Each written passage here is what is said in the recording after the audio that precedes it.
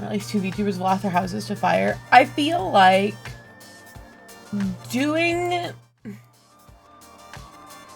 Oh, wrong. I am here. Hello, my loves. Hi, Vera Lestra. I feel like getting that kind of big life experience often does end up making you like...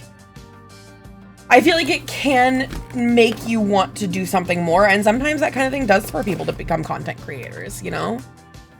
Not always. I'm not saying there's a lose your house to VTuber pipeline, however... I need to use this inhaler. Okay, inhaler users of chat. I have felt the same shortness of breath around the same cheese as a loaf of milk. Dear Mario, cheese is a loaf of milk. Peach. Thank you. It is. They call them, Tillamook calls them cheese loaves. So I, around the same time every day, usually around stream time. Imagine if the Final Fantasy House folks became VTubers. Oh, undoubtedly. They all were pre-debut PNG tubers. All of them. How are people only just finding out about the Final Fantasy House? I've been known about this shit. Okay. Inhaler havers, I need, and armchair doctors. Sorry for what? Our daddy taught us not to be ashamed of our dicks. I got an albuterol sulfate inhaler during my trip. Also, Krog, I got your postcard. It's so cute. Thank you. I appreciate it immensely. I'm sorry I haven't sent one back yet. Just know I genuinely love getting them. I'm constantly running around like a chicken with my head cut off. But they bring me such a great degree of joy. They truly turned my dog shit ass dookie butt day around. So, don't stop doing what you're doing. Krog, continue being a light in the ocean. Inhaler havers, armchair doctors. I have been using my albuterol inhaler around the same time every day, and it's gotten worse during stream. Should I be worried? And what the fuck do I tell my doctor? Hi, I'm still having shortness of breath, but it feels exactly like it did, like, when I went to the high place, but now I'm back from the high place. The high place, by the high place, I mean Denver. But, what are our thoughts on that? What do we think? Hi, Vetalina.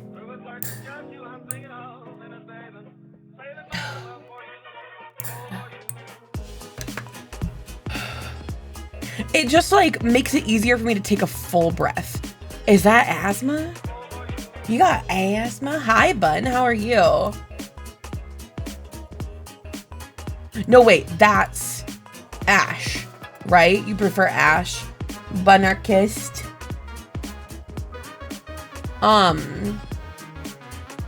Like, you're feeling shortness of breath after? No, before. Okay, so they said they would prescribe the inhaler because usually the shortness of breath goes away after I am done traveling.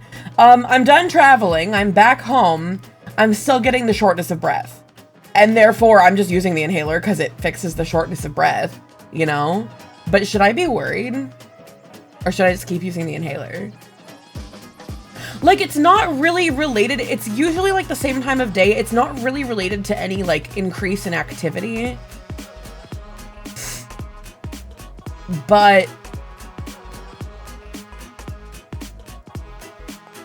I think it's like semi-related to an increase in stress because, you know, I'm about to start streaming and that's not like stressful, but working on some cards for Easter right now. I think you should tell your doctor first that you're having trouble breathing, but then take a huge rip off the Benjamin and say, but really, the doctor charged you for phone calls. They don't charge me for like messages through my chart, so I'm probably gonna do that or bring it up when I go in for my mandatory ADHD med meeting.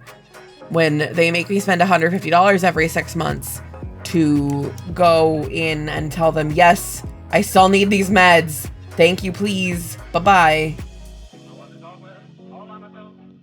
You may have asthma, but I wouldn't be super worried. Damn.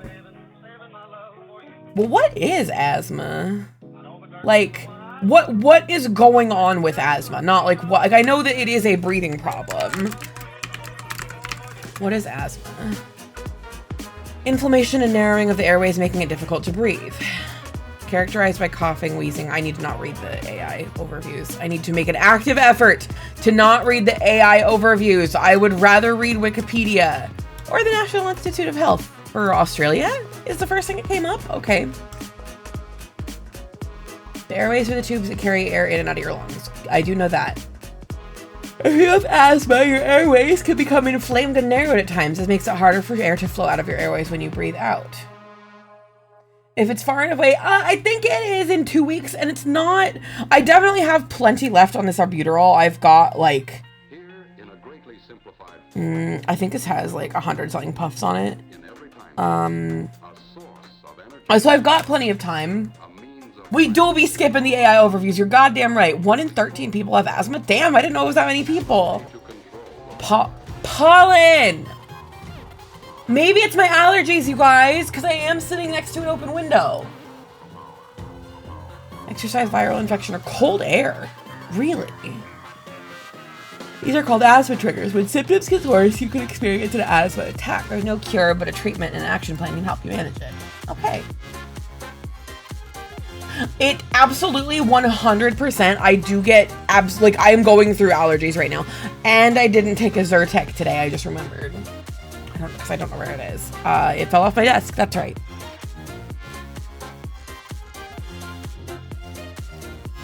Zyrtec obtained.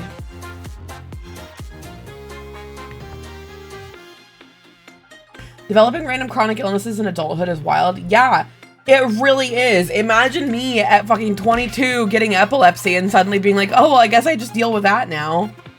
That's cool. I love that for us. And by us, I mean me. Well, me and my ex at the time, because I thought we were in it for life, and then that motherfucker decides to be abusive. Man. Then I have to go through the fucking trouble of romancing new boys. Romancing. It's not too uncommon, really. I just like have eczema now as a 26-year-old. Yeah. My skin problems did start after second puberty was like well and done. Like after my second like hormonal bullshit in my 20s. It was nonsense. When I suddenly had driving anxiety, I had to spend 3 years figuring out meds to combat it. After over a decade of driving? What the hell? The romance arc was pretty rad, yeah.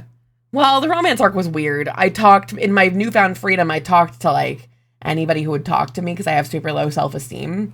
And then I ghosted a bunch of them and told a bunch of them no thank you. And told 2 of them, hey, you're cool. I want to see your wiener. But those ones, the rest is history, you know?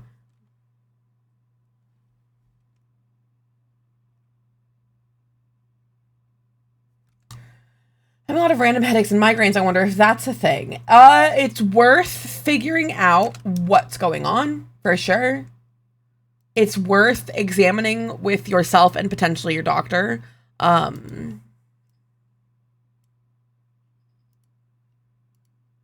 Like what you might think is happening. Did it work? Did you see wiener? I did see wiener. It was worth it. You can do that? Yeah, you just have to like develop enough like, if you want to put it in gamer terms. Okay, so sit down with me, gamers. Sit down with me, gamers. If you develop enough relationship points with a person and they have a wiener, you could say, hey, can I see your wiener?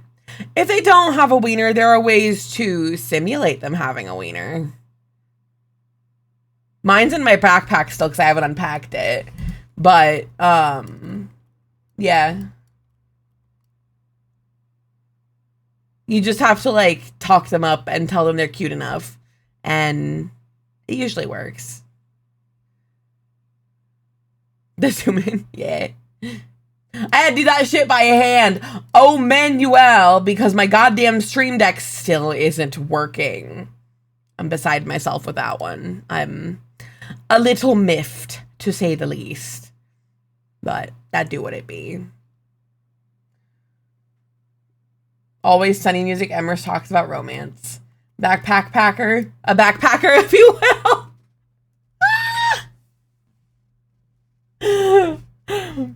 Going through Europe, couch surfing and camping, with mine strap in my little pouch upon my back. Call me a backpacker. Oh, which is where it's like, yeah, I can finally drive, but I'm nearly 35, so I spent about 20 years with anxiety about driving. It's been very harmful to developing into a functioning adult. I never learned to drive, so Because I got ADHD. I got ADHD right as I was learning to drive. No, I got epilepsy right as I was learning to drive. It's not only the couch you're surfing, you're goddamn right. I feel like I need a new background. When I get re-rigged, I think I'm gonna get a new background. What goes with a fucking wedding theme, though? I'm gonna have to workshop that. If it works for you, Ash, there's no reason. Like, I don't see any reason anyway. Yeah, my wedding theme outfit is getting, my wedding dress outfit is getting rigged hopefully next month. I actually have to hustle on that because next month, rigging. Month after, stream for a cause bullshit. And I've got to get fucking redeems done, but I have to get my dishwasher fixed before then. I've got a lot of stuff spinning. I've had to Uber work repeatedly. I need to live somewhere walkable. Oh, that's so rough. Yeah, living somewhere walkable is definitely it's a privilege. I like it. I like being able to work from home, but just today, my boss is like, okay, so we lost this client and now we're overstaffed. And I'm like, huh? That sounds like a you problem. It sounds like you need to hustle and get more clients. People's jobs depend on this, you know. But it'll be fine. I'm promising myself to learn to drive by the end of the year. Hell yeah, Oats. That'll be awesome. That's a very good goal. I'm sleepy, so good night, everyone. Hope everyone has a good stream. Good. I hope you get some red threat level. SCP, excuse me, threat level? What is this? I was just looking up to see, hi, Keyshawn, what we were going to read, and I haven't been on the SCP website in a hot minute. You guys got to see this. Let me...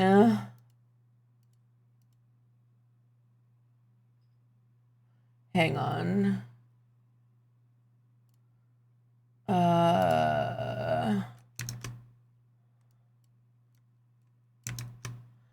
I'm not sure. I've never seen a threat level before on an SCP, so threat level SCP. Some newer Foundation reports indicate a... God damn it.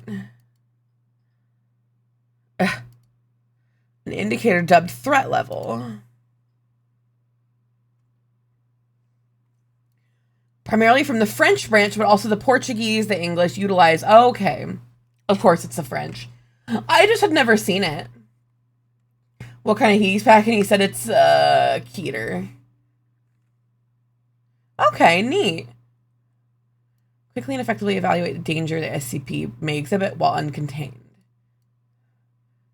The unpredictability and the chances it will cause damage or casualties. It's complementary to object classes, making it possible to identify the difficulty of an anomaly's containment as well. Just like the object class, the threat level of an anomaly can change. Okay. So this one's orange. An anomaly that's potentially dangerous, sometimes unpredictable, or can't easily be controlled. This also is the lowest level attributed to sentient entities given their ability to vary their behavior and adapt to evade their special containment procedures or deceive Foundation personnel. That is this one. SCP-1313. I need to figure out what side we want me to be on. Hi, Nano. How are you? It's good to see you. We're reading SCPs tonight. The Magnus Archives has a sequel pod, and I really need to listen to it. I've heard good things about the Magnus Archives. Is it? Tell me about it, chat. Is it worth listening to? What's it about? What's its deal? But yeah, Serverhead, I hadn't seen it, but I'm also the last person to get bent out of shape. You know how there are people who are like, there are people who get all fucked up over, I can't believe they're doing such and such to the SCP wiki. What are these threat levels?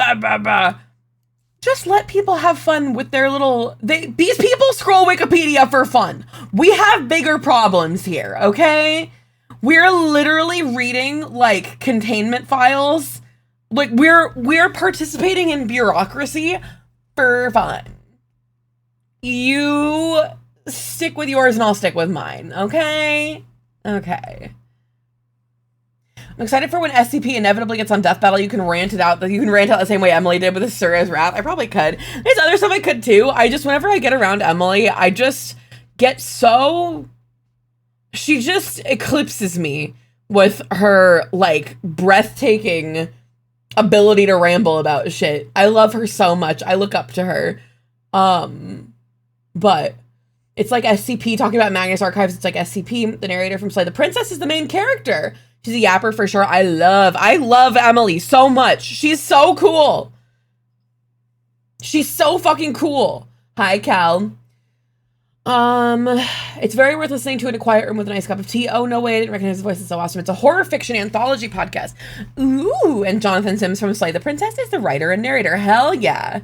That's a bear. This is a bear. This is Subject 1313-00824 shortly after manifestation. This is SCP-1313. Are you guys ready to start reading? Now, I've got a bunch of music queued up. Do we want to listen to song requests or do we want something lo-fi? Actually, how's this? Catboy's going to be home with Subway in a little bit. Let's do some media share while we eat. And then we'll swap to lo-fi after, okay? Just to kind of eat through the last little bit of these song requests. So if you want to, please, you can put song requests in. Very unlikely we'll get to them. I want to have it cleared out for the next stream. But if you want to put stuff in, I'm not going to stop you. Have y'all listened to Old Gods of Appalachia? No. Okay. I'm actually going to do a poll really quick while Oni's not here to yell at me about my pronunciation of Appalachia. Poll. How do you pronounce Appalachia?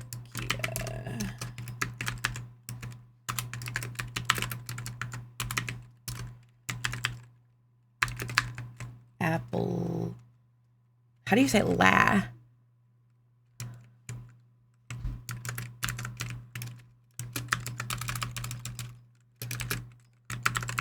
Rhymes with la. Rhymes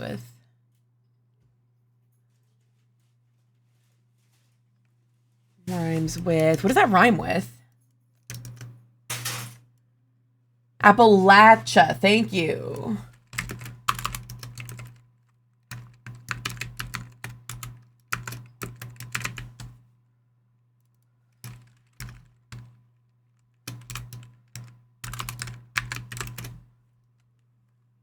Okay, I'm starting a poll.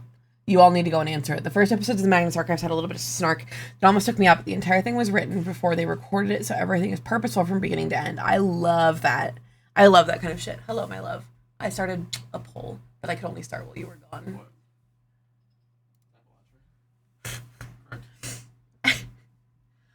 Where did I learn that it was Appalachia? Because that first time, okay, I remember the look Oni gave over FaceTime the first time I said the word Appalachia out loud, and they said, I said Appalachia, and they looked at me, they turned 90 degrees, Kubrick stare right into the camera, and said, what did you just say to me? Like, and you all have heard Oni, they're very soft-spoken, they're pretty quiet, but... All right, is your name pronounced Cum Scout or just CM Scout?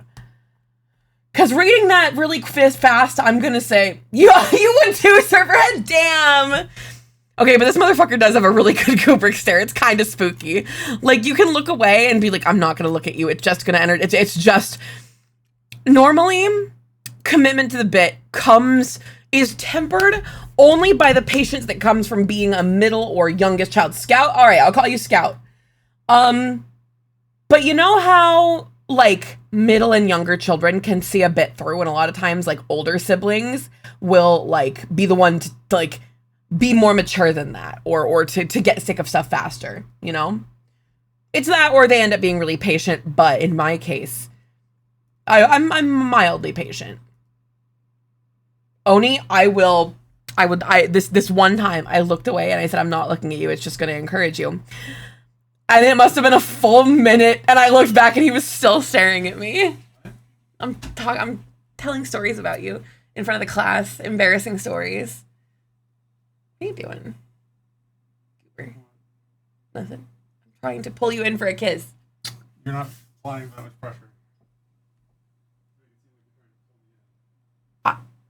I'm sorry, I don't have big, grippy hands. This is embarrassing, but I say both. Very interesting, Icarus. So sometimes you have to die, according to the Catboy. Wrong. All right. So regrettably, not regrettably, I'm really happy about it. Oni's already back. Where the fuck do I put my mom's? I told you. Oh, I want to show you guys what I got my mom for Mother's Day.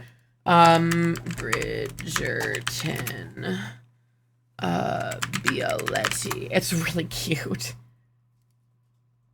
This is what I got my mom. I think Krog's gonna like this. Oh, my damn head's right. It's the same color as the goddamn elf. I got my mom a Bridgerton elf Bialetti. I think I got her the small one, now that I look at it. Maybe I should have got her the big. No, she only ever makes it for herself. I got her an electric Bialetti too one time. That's so funny. Oh, but it's so cute though. There's a big part of me that's like, oh man. I know, isn't it so cute? And then I also got her a water bottle. What the fuck? Hello? What is Bialetti's system? Hello? Holy moly, they have their own Keurig. Wow. Oh, their pods aren't shitty though. Look at that. That's all biodegradable, baby. That said, this is still like, you still buy a machine. So like, you could just get these and then make them like in hot water, which is what I would do. I think about getting a mocha pot. I love my... Thank you. Thank you. I appreciate you. Will you put those... Yeah, thank you. You're a peach. I really appreciate you. We got Subway. I'm getting my mom a wallet phone case so she stops forgetting her wallet everywhere. That's a really good idea. Thank you. You're never gonna guess. He also got me Big Drink from Sonic. I have never felt more loved in my life. Oh. I got gripped.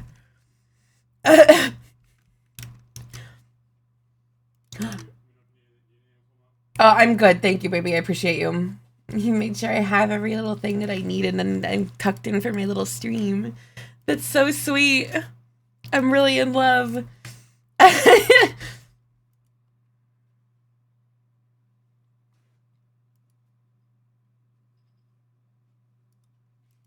Yeah, I would too. This has got to be prom. Oh, okay, it's prom. Oh, wait. Yeah, gross. Hey, if any of you are trans medicalists, stop following me right the fuck now. If you think you have to transition in order to be trans, get the fuck off my page.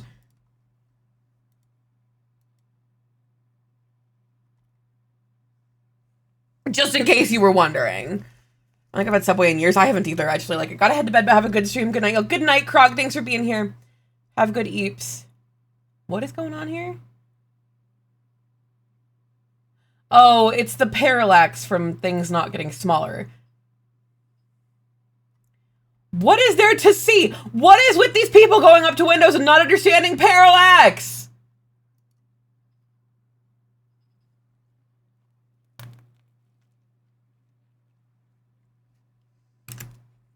Damn.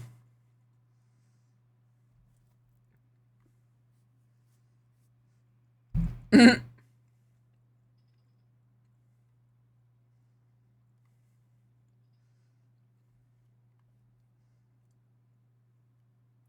a local sandwich shop in Jersey Mike's nearby. I'm good on never having Subway ever again. Hell yeah.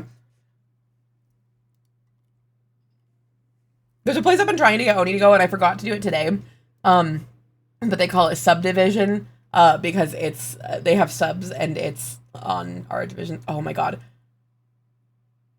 Baby, did you see the one of these I sent you?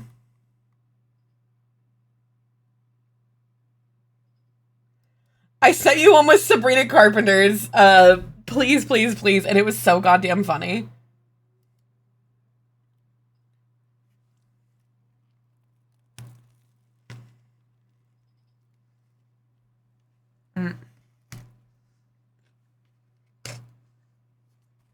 I'll leave song request up for a little bit when we go back, because I didn't realize how close Oni was. But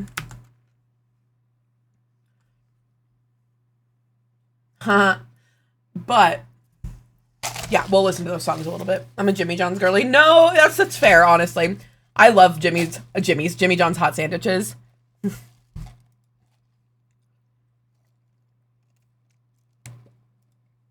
Is there music playing? Right now, no, just TikTok audio. I just saw that people had put some song requests in, and I didn't want to. You get to drink from the fire hose. Hydrate, everything. A big drink of water. If you don't have water, go fill yours up, because when I drink girl today, Riley's everything for drinking. I just took a big sip of Sonic, and am going to take a bite of Subway, so I'm not doing that. But thank you.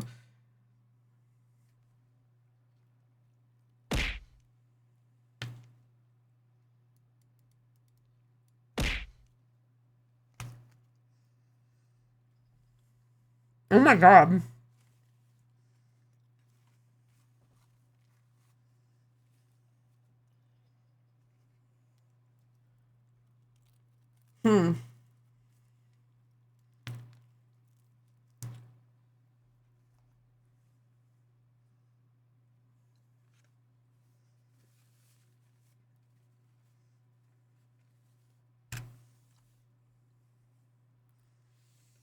Huh.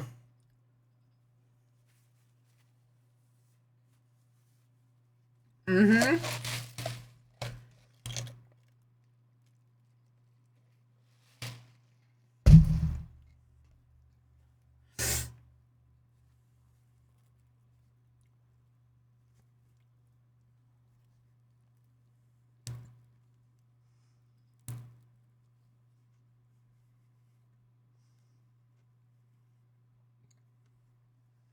Mm-hmm. That's okay, Scorchy. I'm glad you're here.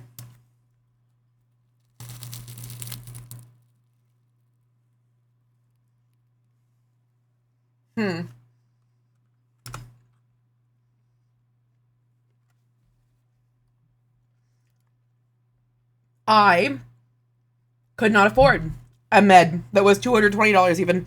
I would simply die. Isn't that insane? The different worlds that me and those Republican parents live in. Pondla Hockey! That's in Pennsylvania. Oh my god, I need to... Somebody put a marker down. Sorry. That's a billboard that Sprout and I see all the goddamn time. Appalachia. 12 people said it was right. That's really funny.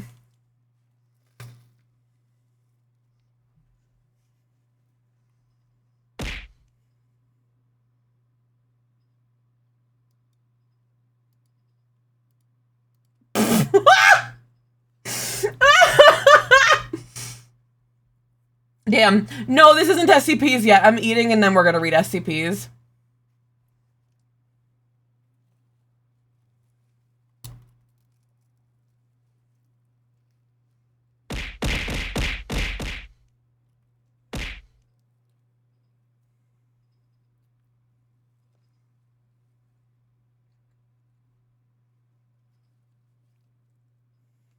What are we doing here?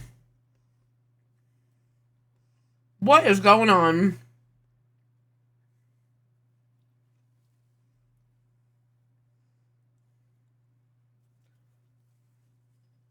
What are we doing here? Why did you put the orbs in the jelly?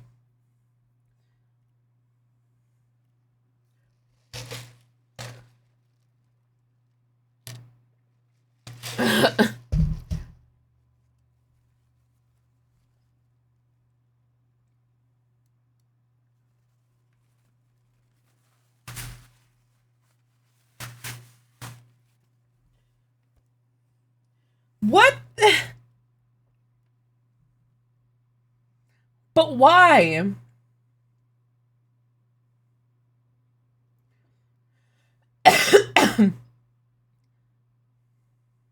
That's why I don't go to Jimmy John's either. It was Jersey Mike's that I was thinking of. Future. That's the one that I like. It's the hot sandwiches from Jersey Mike's. What the fuck? Oh my god, I had the dishwasher as a kid. That's so funny.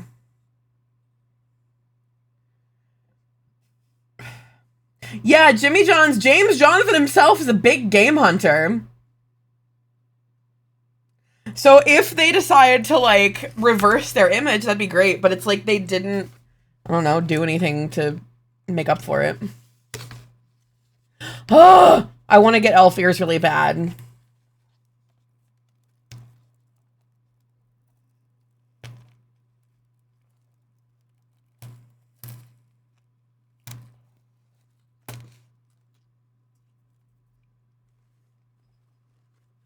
Mm-hmm.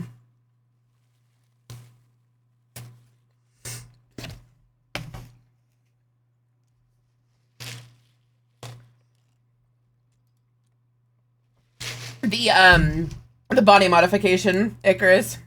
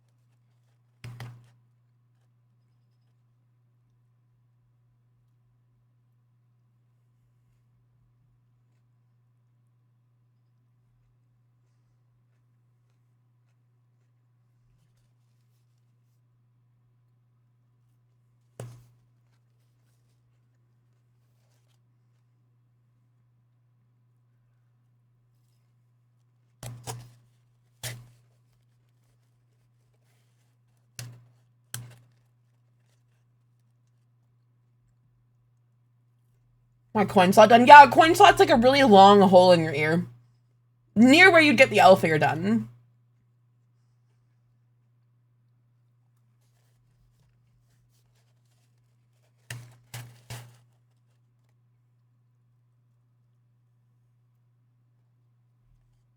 That's Association of Professional Piercers.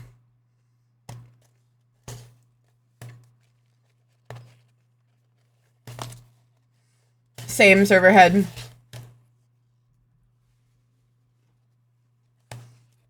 Same, Rayman. Felt. Very felt.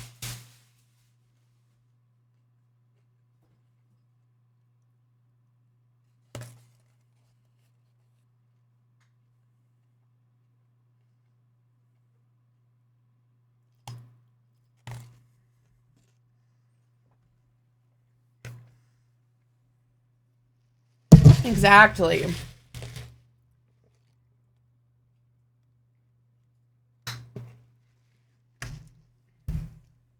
He was a hack. Nope.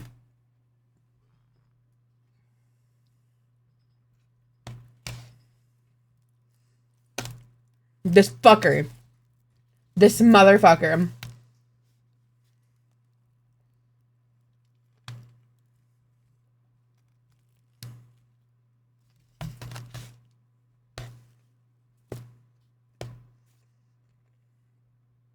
It's crazy. And this happened, like, crazy recently, too. It's an interesting conversation. It's important to have, you know? In Australia, body modification's all but illegal in Australia.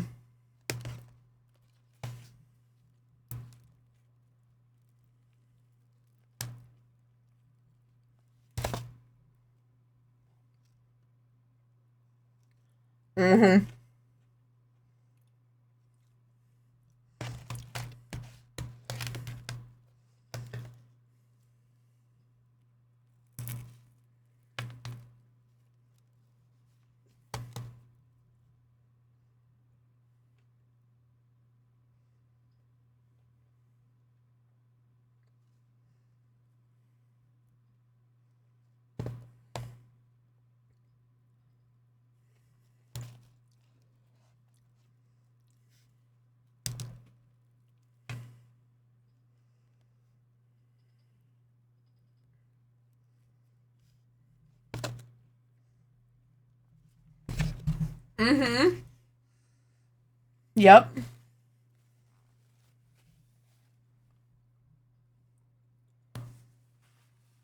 Yeah, Icarus, I did. I thought that was very interesting.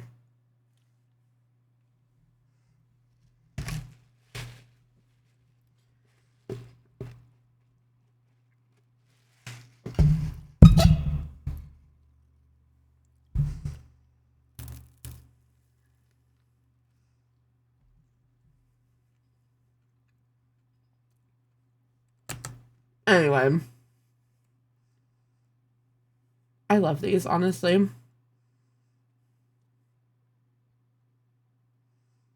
I wish my hair... No, I like having curly hair, but...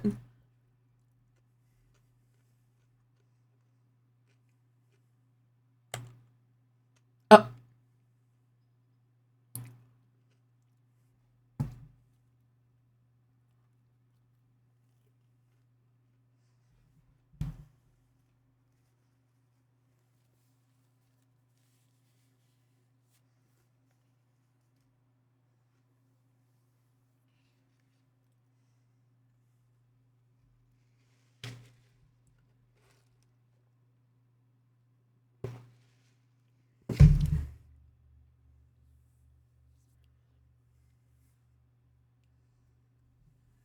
$49.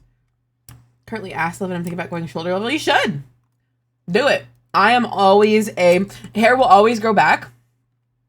And I don't know, maybe you'll find something that you love as you grow it out. Even if it's just a couple inches, hair just always looks so much nicer when you get a haircut.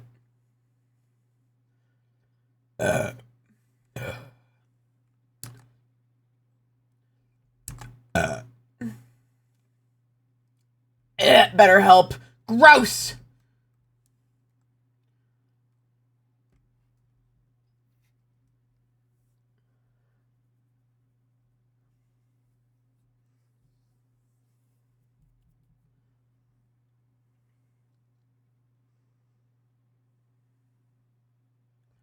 No. No.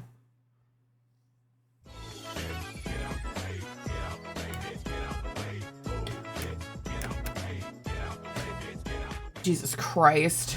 I'm just gonna let people like my fucking mom. Locking in for finals studying. Thanks for providing background noise. Thanks for being here, Mayonnaise. Good luck with finals.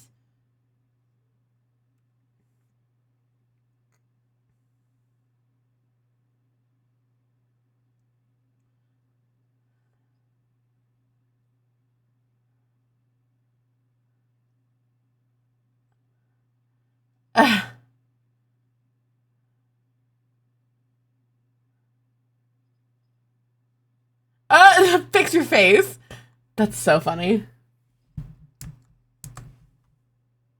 He needed you to lock in. That's my Willy Wonka. Yeah, no, you know, I'm glad to see Timothy Chalamet still getting work.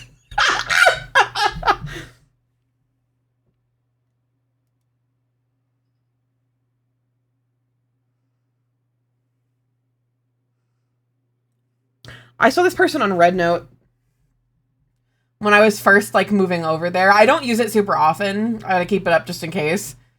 And I sometimes will scroll through it. And there are some of the most amazing cosplayers on there.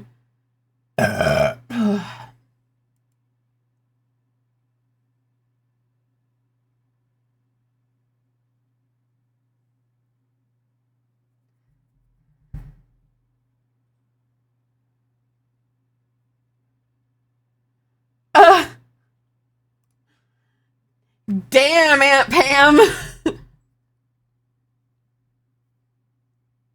So happy. Oh, God. I'm ovulating. I can't look at this. Chat, I can't look at this. Yes, it will pull down on the zipper. They all stretch now anyway. This is prom shit. Okay, I worked in... You all know that I did bridal alterations. This is an ad. You all know they did bridal alterations, which also means formal wear, like prom. So right now, actually, 422, yeah, we'd be smack fucking dab in the middle of prom season. We would have, oh my God. My least favorite part about prom was that these are still high school girls. At 18, plenty of people are still growing in height. Like, it's a perfectly normal age to still be gaining, like, inches in height. And we had this girl who we hemmed her dress. Very complicated hem. It was a Sherry Hill beaded gown that had these, like, weird vertical, like, lines, and all of them were tied off individually. You know what we do when we have to hem a beaded gown? Okay, so beaded hem. Let me show you guys. Sherry Hill. Okay, so they're beautiful. Don't get me wrong. Oh my God, some of my favorite things have come out in the last couple of years.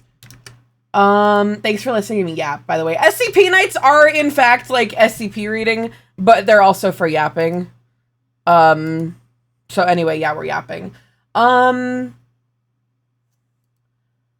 there none that show, like, the full-ass hem? Here we go. So do you see how the hem of this has, like, a lot of beads on it? Open image in new tab. Okay. We're understanding, right? Like, that this massive pain in the cock to hem. Yeah, Ash, thank you for hanging out. Thanks for being here. Please go rest. What we would do, we would hem this outer waist bit normally. And then this part, just this layer, which was so narrow, we would sew as close as we possibly could. We put on an invisible zipper foot, which the shank of the foot, the thing that holds the fabric out of the way while you're sewing, that like presses down the fabric directly in front of it to be sewn. It basically lets you sew as close as possible. It swings way left and lets you sew as close as possible to the beadwork, or to a, hopefully an invisible zipper, but the beadwork. Yeah, and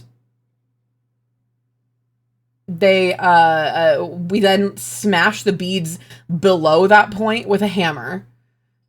And it makes this really awful glass dust that you get, like, everywhere, and I gouged holes in my table doing that. It was great. There were some prom seasons. Yeah, we smash it with a hammer. Anyway, I'm done with my sandwich. We're gonna go on to reading SCPs. Does that sound okay? What do we think? My beloved, my bechatted. You know what I meant to do? Oops, I shouldn't open Bisky.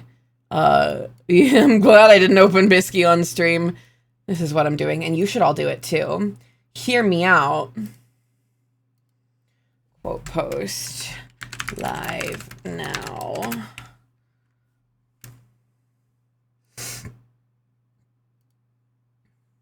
Boop, boop, boop, boop, and then V sky V oops.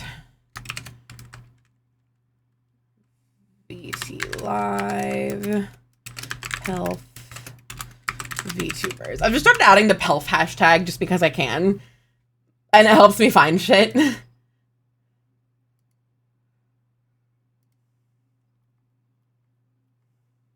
Okay, 1313.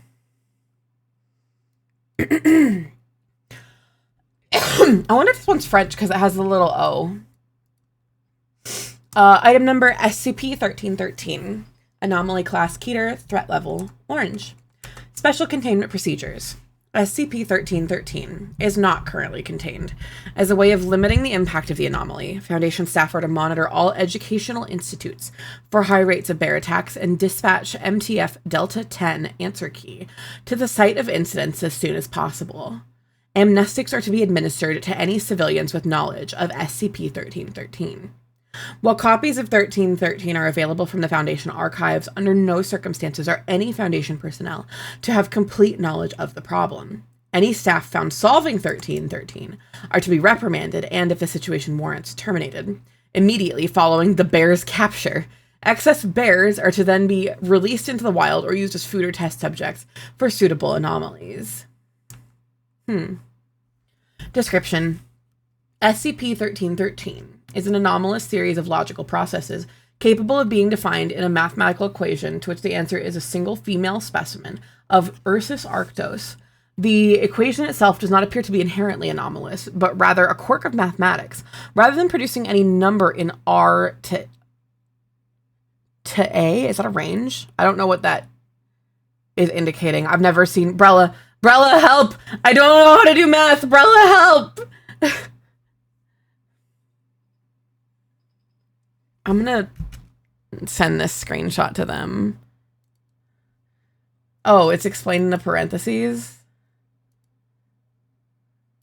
The set, yeah, it is a range. The set of all real numbers that are not animals. The range is animals. 1313 resolves to produce a tangible adult and frequently enraged grizzly bear. The resolution does not have to be physically represented, and simply considering the problem long enough to arrive at the solution has resulted in a bear's manifestation in or around the subject solving it. Hi, Sunny. 1313 does not require any particular mathematical ability to comprehend beyond a basic understanding of elementary algebra, but all steps of the sequence must be completed in order to reach the correct answer. Skipping parts of the process or attempting to start midway through will not result in any anomalous effects and will likely produce a purely mundane result. Currently, examination of partial components of 1313 has revealed the following information about the anomaly. That 1313 itself conforms to all axiom used in current number theory, although at times has proven to be remarkably stubborn. Thanks for the posture check and the stremch, Cosmo. I appreciate you. Oh, it hurts to stremch one way. My neck has been killing me since the trip, and I've been starting to feel sick too. I was kind of worried that maybe like Kyle and I had the same thing, but I don't know. That'd be really unlikely. I think he got it from his family, and I'm just allergies. Yeah, I've been feeling dog shit, but I don't know. It's very peculiar. Mostly my knee has been like bothering me so bad. But the other information it's revealed is that bears cannot be returned to numerical form simply by solving the equation's inverse, pending the invention of a method of applying mathematical operations to physical objects. The SCP-1313 can be used as an element of other equations to produce semi-anomalous results. For example, the square root of SCP-1313 resolves to be the square root of a live grizzly bear. Likewise, 1313 is the product of two live grizzly bears multiplied together. It is not recommended that such derivative equations be solved, as the creatures produced are usually poorly integrated into our reality and invariably extremely hostile during their brief periods of existence. Hi, Grain, how are you? That grizzly bears exist within the set of all real numbers and are not prime. The square root of a grizzly bear is prime, however, and is the only prime number that is not a cardinal number, that is neither even nor odd, and that contains an animal component. The implications that the root of a bear is an integer, and therefore that proves themselves exist on an ordinary number line, are currently being investigated by Professor Hutchinson. 1313 first came into the Foundation's attention in 1967, when a bear attack was reported at White Cross High School, Hereford, England. 1,724 separate incidences of bear attacks in educational institutes have been observed since, with an estimated 1,600 fatalities and 900 further non-fatal injuries. Of the 1,724 bears and mathematical bear composites generated, at least 20% are still at large. Just got a Linksy stream. Heck yeah. Bear squared sounds terrifying. It does. If during the reading of this document you have pondered the nature of 1313 to such a degree that you feel you have independently formulated a portion of its structure, you are advised to make your way to your site's nearest amnestic distribution station, and then, following administration, to animal control. Failure to do so may result in disciplinary action and or bear-related injury. Footnote 1 says research into the possible military applications of irrational, exponential, and imaginary grizzly bears is currently being undertaken by a joint team from the Foundation's mathematical and zoological departments. Beautiful. Breathtaking. Let me pull up the Bisky thread. I'm gonna create so many bears. Yeah.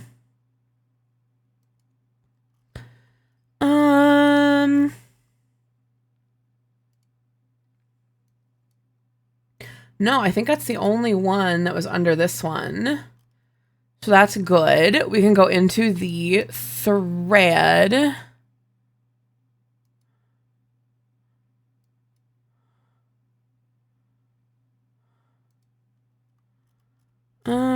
Where the fuck is the thread? There it is. Okay, got that one.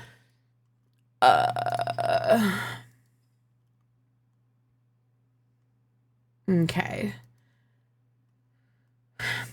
Item number SCP-3125, object class Keter. How many SCPs have you got queued? Not a ton, server head. After this one, I can take one if you have a request, or the easiest way to track it would be to go to Blue Sky and comment it. That way I have it like there. If you're on Blue Sky, that would be helpful. If not, no worries. The other option is in the server. We have a thread going under the general chat. But after this, I'll try and remember. Just if I get sidetracked, I apologize. Special containment procedures. 3125 is kept inside Cognito Hazard Containment Unit 3125 on the first floor of Site 41. This containment unit, Balatro? Sorry. This containment unit is a 10 meter by 15 meter by 3 meter cuboidal room clad in layers of lead, soundproofing, and telepathic shielding. Access is through an airlock system at one end of the containment unit. This airlock is programmed to allow only one person to enter the containment unit at a time and to remain locked until this person exits before allowing another person to enter.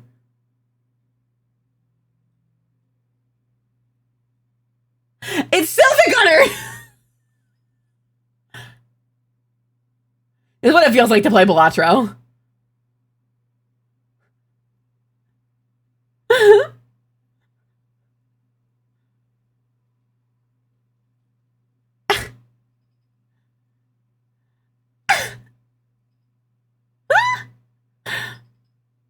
That's...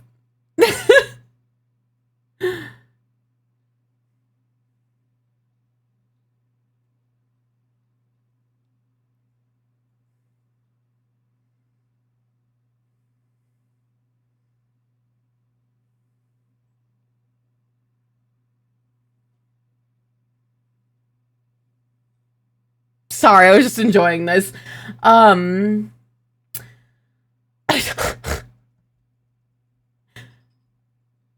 This is a fever dream. Access is through an airlock system at one end of the containment unit. It's programmed to only allow... We already got that. Under no circumstances may any coherent information be allowed to leave the containment unit. This includes written and electronic notes, photographs, audio and video recordings, sound, electromagnetic and particle-based signals, and PSI emanations. During the exit cycle, a purge system rigged to the airlock flushes the occupant's memory by flooding the airlock with amnestic gas for 3 minutes. A senior anti-memetics division staff member must visit SCP-3125 every 6 weeks or 42 days. Hear me out. We have all these SCP fucking, like... I think I need to learn RenP, is what I'm saying. We have all these SCP, like, shooter games, extraction game, shooty gun game, shoot your friends game. We don't have... You know what the code for? I assume it's 3125. Wait, is it? It is not?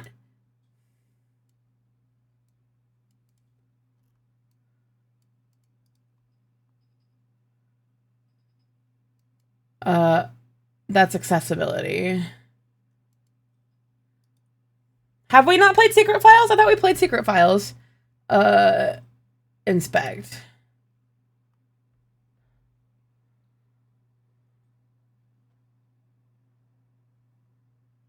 Oh, we played 5K, that's right. It's part of the story, but it's also written on the page somewhere? Where?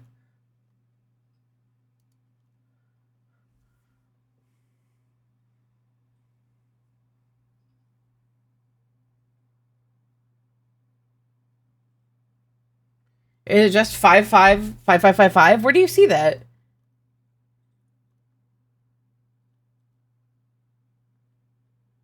Pop? Oh!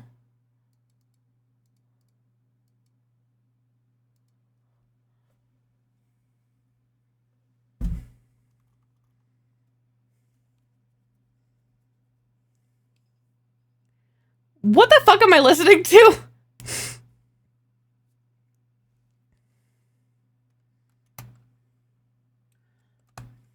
(3125) Object Class Keter.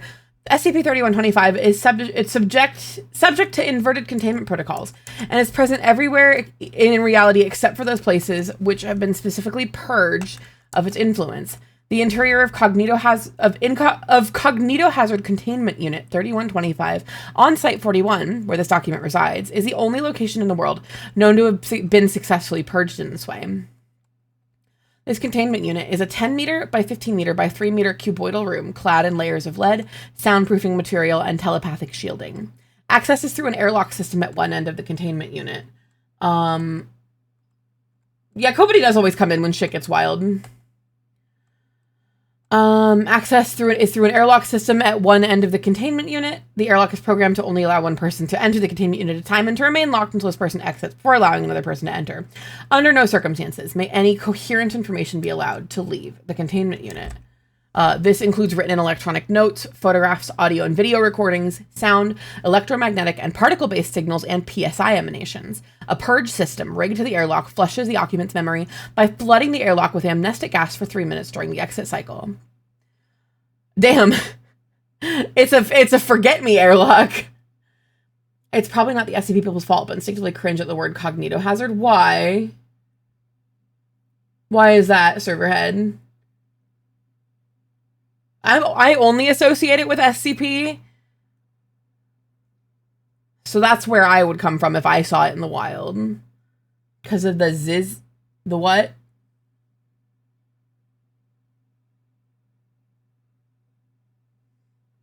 When someone tried desperately to convince me to care about Rocco's Basilisk.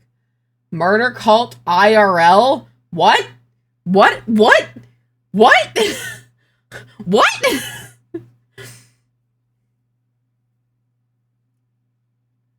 Position? Alright, maybe we're going down real life SCPs.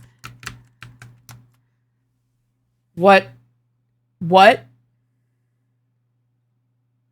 3 in 2025? What? This is happening this year?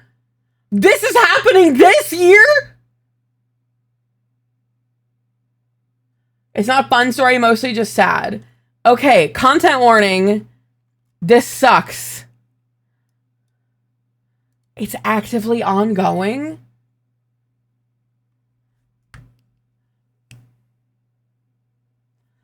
These scenes are associated with a person of... what the fuck?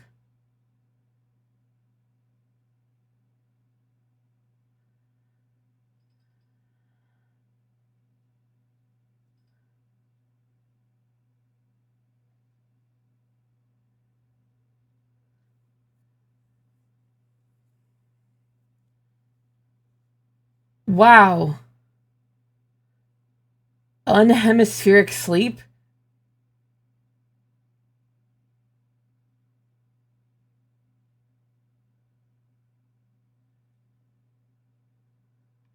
How had I missed this entirely?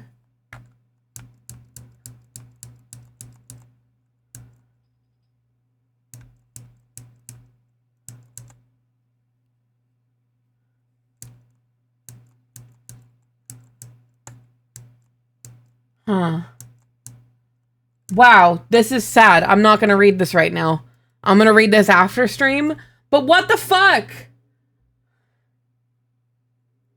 How did I miss this? Wild.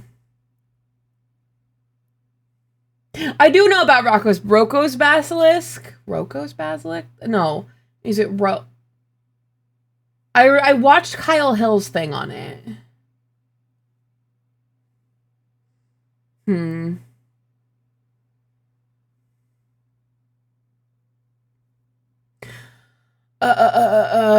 alternate SCP entry must be maintained in the main Foundation database and giving only the technical specifications of the containment unit, provisions for senior anti-memetics division staff to visit the unit's interior on a regular basis, and no description.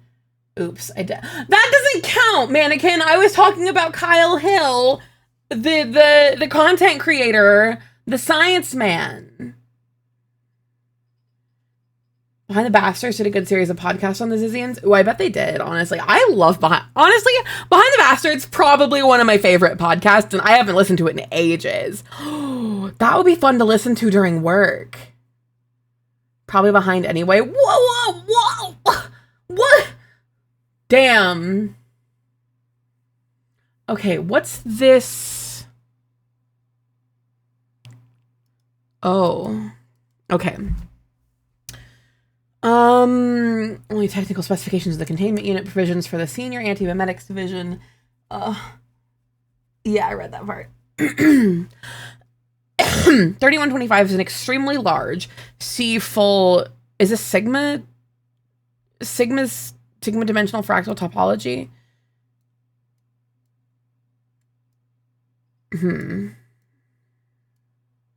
This is the weird piece of paper. The strange vellum. Highly aggressive anomalous metastatized meme complex originating externally to our reality and now partially intersecting it.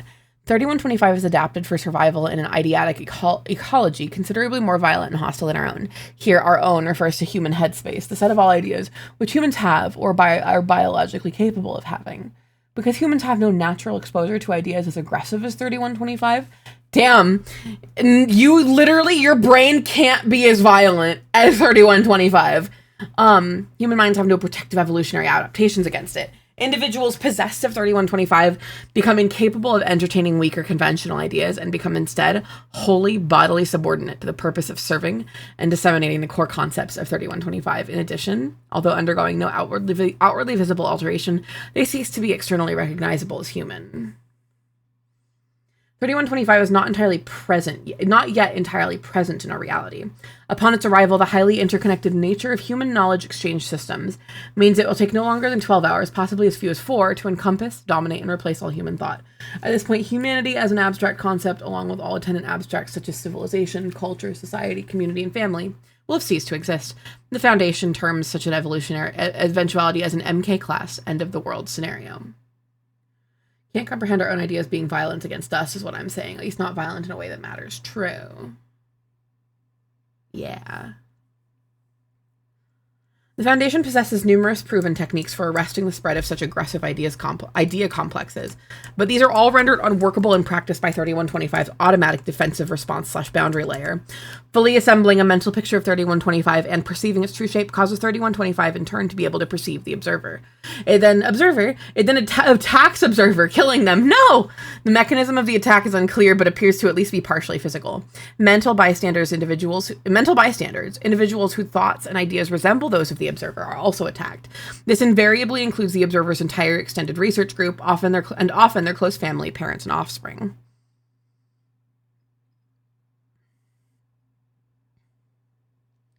The story is a whole collection of short stories, and I read it at least once a year. Yeah, I can take it.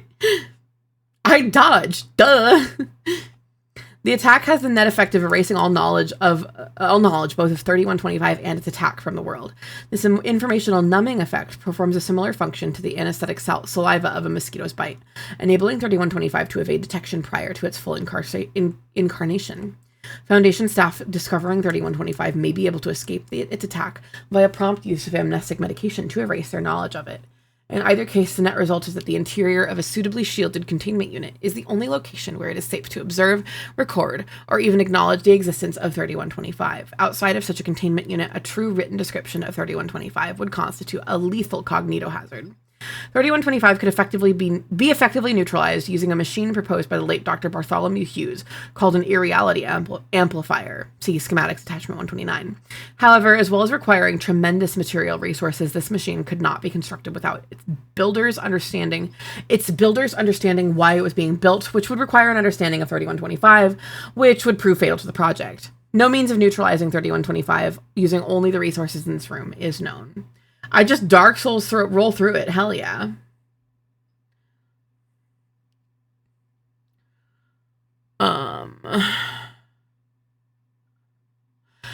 Due to the described defense mechanism, 3125's observation history is almost entirely missing. In particular, it is unclear exactly how this containment unit came to be built and how these containment procedures were established. Much data has been accrued in this containment unit over the course of successive visits by Foundation researchers. This data was brought from the outside in the hope of being useful and left here in accordance with containment procedures. In addition to this database entry, the reader will find multiple electronic copies of the Foundation database, academic datasets of all kinds, and extensive public news archives. What if I was just really stupid and couldn't get what they were explaining to me? Yeah, you just gotta out-stupid the cognito hazard. Hi, Lyndon, how are you? Much data has been accrued in this containment unit over the course of successive visits by Foundation researchers. This data was brought from the outside in the hope of being useful and left here in accordance with... Oh, we got that already. As is to be expected, much of this data is not germane to the topic of containing SCP-3125. Nevertheless, correlation and analysis by successive visitors has allowed the following facts to emerge. Although 3125 is not yet fully present, its indirect or foreshocks, for example, a number of redacted SCPs, one of them having a plus sign, are easily discovered by any well-equipped memetics research project. Memetics research is, today, a much diminished science from when it was at its peak. In mid-2008, there existed more than 400 institutions pursuing research likely to uncover 3125, including government agencies, military branches, private corporations, independent laboratories, university research projects, and notable amateur groups. And then along came Elon Musk and Doge and gutted those 400 institutions. Anyway.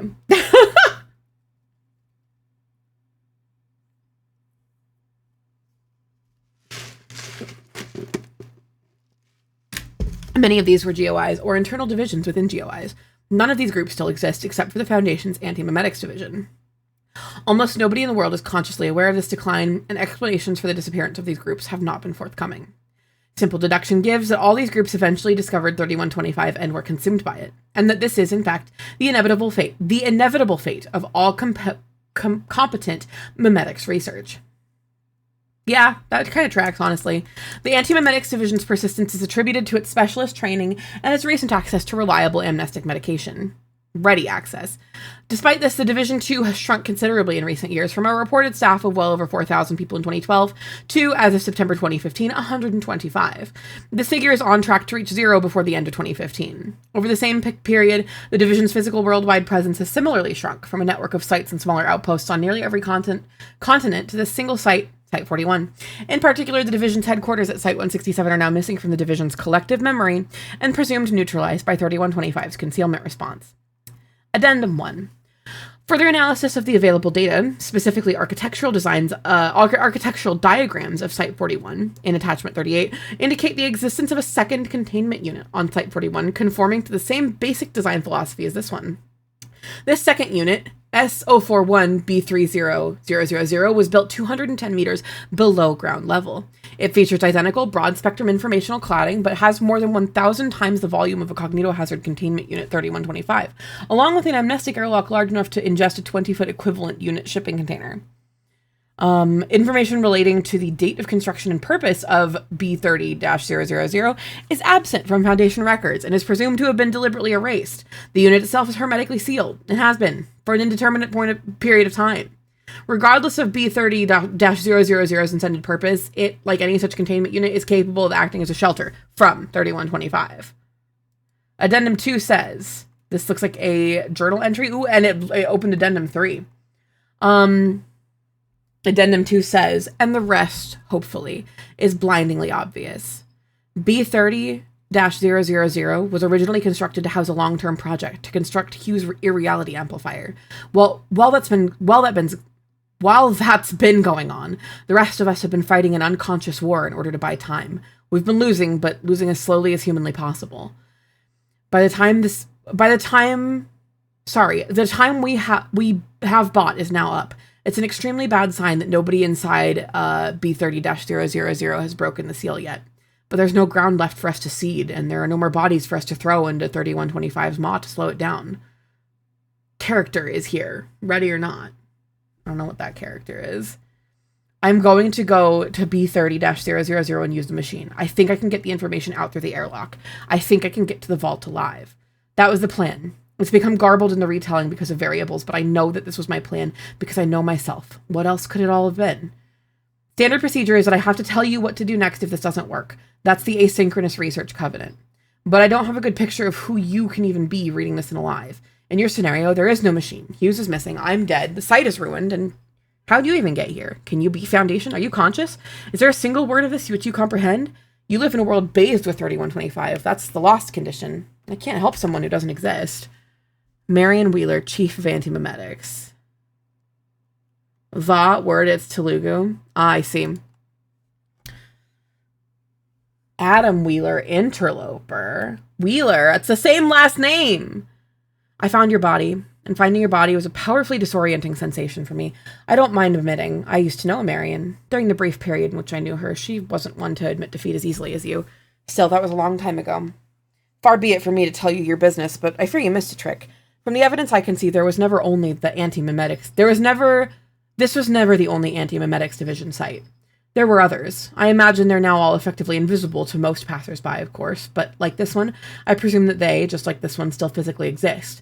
Your plan, I think, was in place for longer than you know, and since you weren't at liberty to retain its details, you put it into action more than once. There's another vault fitting the description. Truck-size amnestic airlock and all.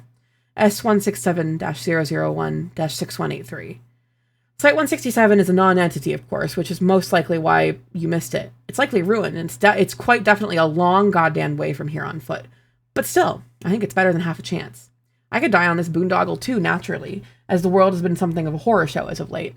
In any case, I trust that anybody following in my footsteps and reading these additional words will have the presence of mind to pursue the same basic strategy.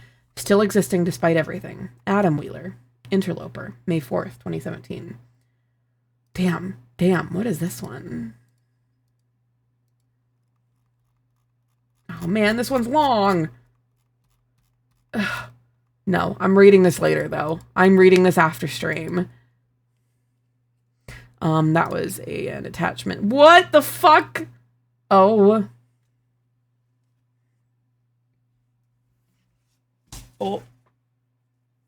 I knocked it over. Hang on. I knocked the thing over.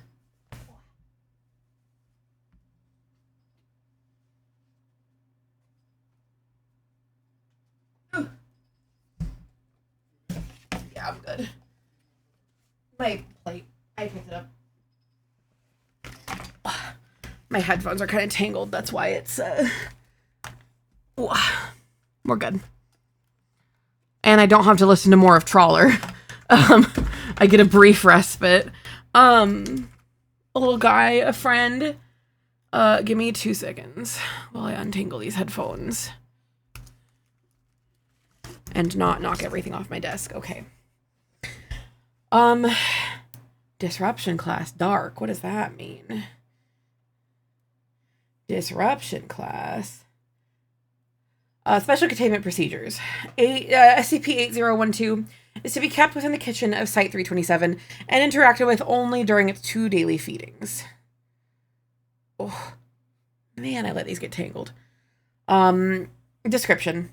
SCP-8012 is a sentient frog wearing a conical wizard hat who appeared in the center of Site 327's kitchen on 8/4 of 2023. Upon arrival, SCP-8012 began repeatedly requesting the presence of the Chosen One, insisting that it wouldn't leave the kitchen until they were found. Notably, SCP-8012 has provided no elaboration on whom the Chosen One is or what will occur once they are found. As such, Foundation has opted against searching for the Chosen One entity. One moment.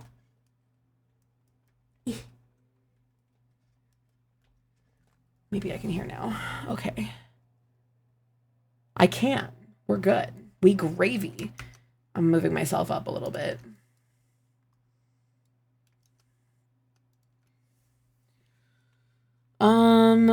You have received 1 new email.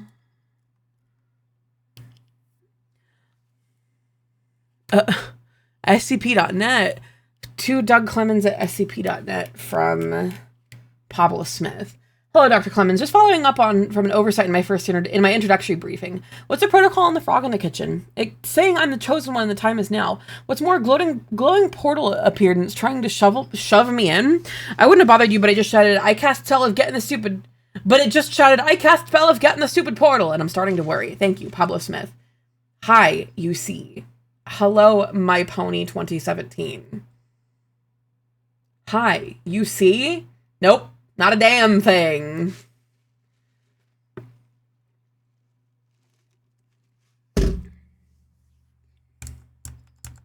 Pablo, this is not normal. Disengage from the frog and exit the area immediately. Pablo, this is a video log. Pablo is seen pacing in front of a glowing yellow rift in the doorframe of... Whoa, what do you mean angry emoji? You came in saying, hi, UC. And you left me to deduce what that means?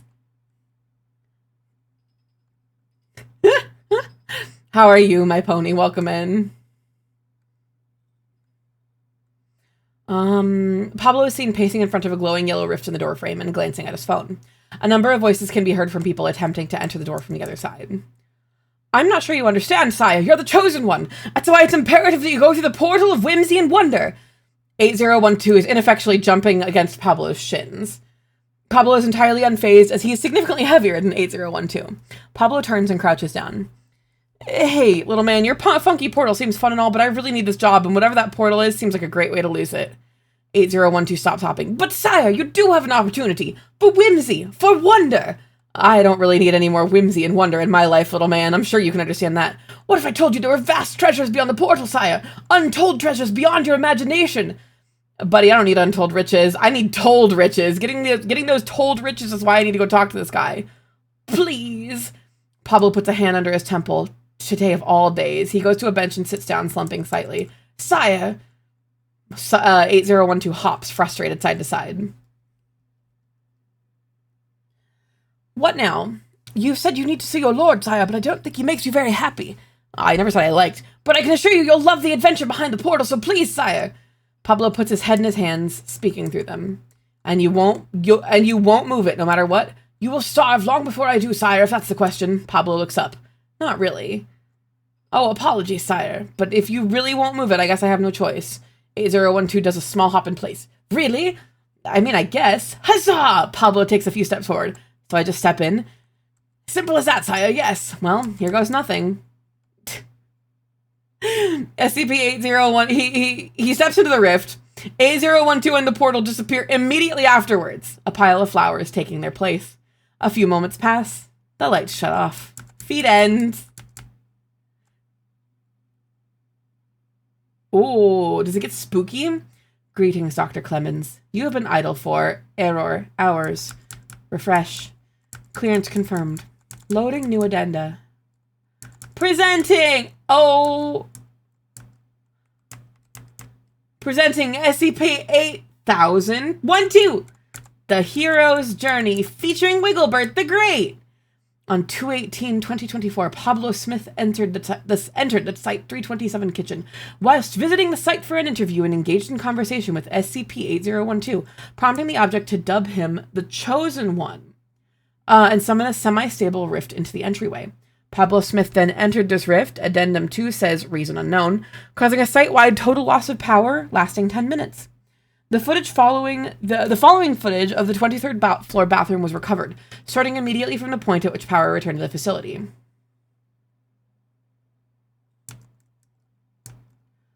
Huh. The following footage of the 23rd, begin log. What are we listening to? This is really good. You get to drink from the fire hose. Hi, did I drink everything drinking water? We don't have to go players up because I drink all today. Witchy is our reason for drinking. Thank you, Witchy. Pablo falls from the ceiling and lands loudly in the third stall. 8012 appears upon his head. Ouch. And our magical adventure begins. The bards will forever sing forever sing tales of Sir Pablo Smith and Sir Wigglebert the Great. Pablo stands slowly while rubbing his head and limps out of the bathroom. Autonomous motion logs reveal that Pablo Smith wandered in the site hallways for approximately 10 minutes before the following log was captured. Pablo stumbles into the director's office with SCP-80112 perched on his shoulder. A small cut on his head has begun to bleed. Hello, Dr. Clemens? He looks around. The room is empty, but in a state of disarray. How mysterious, sire! Pablo walks around, picking up assorted papers and pencils from the ground, and notices the computer is running. Huh. He walks over. Frog OS. This is Dr. Clemens' desktop. Pablo stares at the computer. Sire? Yeah, Wigglebert, sire. Sure, bud. 8012 appears sad, despite there being no change in its facial expression. What is this? Oh, the Lord's scrying machine, sire. Pablo looks at the desktop for a few more moments. Yeah. He grabs a mouse and tries to click on various applications. Nothing happens. He then clicks on an application called Security Footage Important. This does nothing, bud. Just a moment, sire. A nearby printer activates and begins printing. Instead of the sounds typically emitted from a printer, the sounds of a flute can be heard. Pablo notices the noise and walks slowly to the printer. Okay. He picks up the one on the top. God, sire, a dragon! He picks up the next one. And it attacked the keep! He picked up the last one. And kidnapped the Lord and all his constituents! 8012 beams at Pablo. Am I supposed to get something from these? Isn't it obvious, sire? A dragon has kidnapped all your friends and now you have to save them! Pablo looks down once more at the security footage that turns a blank expression toward 8012. They stand in silence for approximately 30 seconds. Is it exciting, sire? Quest! They stand in silence for another 30 seconds. Buddy, these are drawings. Whatever do you mean, sire? This is MS Paint. No matter, sire. You must find this dragon, which has so obviously kidnapped all those you hold dear, and slay it. Pablo sighs. Okay, sure. How do you say I do that, then? 8012 gasps. A tiny lute manifests within its hands. And I have just the perfect way to tell you. I'm not singing. Ahem. It begins to strum the lute as it plays. The music is off-key and does not follow a set rhythm. To the greatest of heroes in all of the land, because all of his friends have been taken from him by a mean, ugly dragon who is very mean. How to slay that mean dragon, I will have to explain. Oh, the 3 ancient relics scattered across the land, hidden in tricky trials that some weirdo has planned. What the fuck? He will become the greatest who has ever been great, and that mean ugly dragon will be all rightly slate. Oh my god. Alrighty then, come on. Really, sire, huzzah! Yeah, let's get this over with. Alright, let's read these footnotes. Because all of his friends have been taken from him. The footnote is pronounced ham. Have been taken from ham. Expleen. I was pronounced across. Pronounced become. Gotcha. Is this just Frog's cousin? Oh, for sure. For sure. Following the events of the previous log, Pablo equipped a body camera and left the Site-327 building. 10 minutes later, he was spotted entering a nearby retail store. How does a frog pronounce Appalachia? That's a good question. Oh my god, the main character's name is Pablo. It's real good. Hi, Mr. Dude, how are you? The following log was compiled with a combination of the store's internal security cameras and Pablo's body camera audio and footage. The pair walks into a retail store. Pablo is rolling a shopping cart with SCP-8012 sitting in the child's seat. I see, sire. There's a great abundance of artifacts in this super store. He rolls into the cookware aisle. Tons of equipment here to look at, right? Tons of equipment here to look at, right? A most abundant supply, sire. They peruse for a few minutes in silence. Pablo puts various medical and camping supplies into the cart. As they enter a new aisle, 8012 suddenly hops out. God, sire, look at that! Pablo looks over at the wall of office supplies. What is it, bud? 8012 hops onto a pile of safety scissors. Ancient blades, and so many of them! Pablo nods and slowly picks up 8012, putting it back into the cart. Isn't it magnificent? I don't think those are going to do us much good, pal. Actually, let's go... That's so funny. Let's go check all this stuff out. I think we've got all the equipment we need. He rolls the cart to a manned cash register and nods at the cashier. Did you find everything all right? Yep, I think this is everything. Great. The cashier gets to work scanning each of the items and loading them back into the cart. I'm glad you're doing good tonight, Mr. Dude. I know, isn't that so cute? It's so silly. He looks so proud of himself.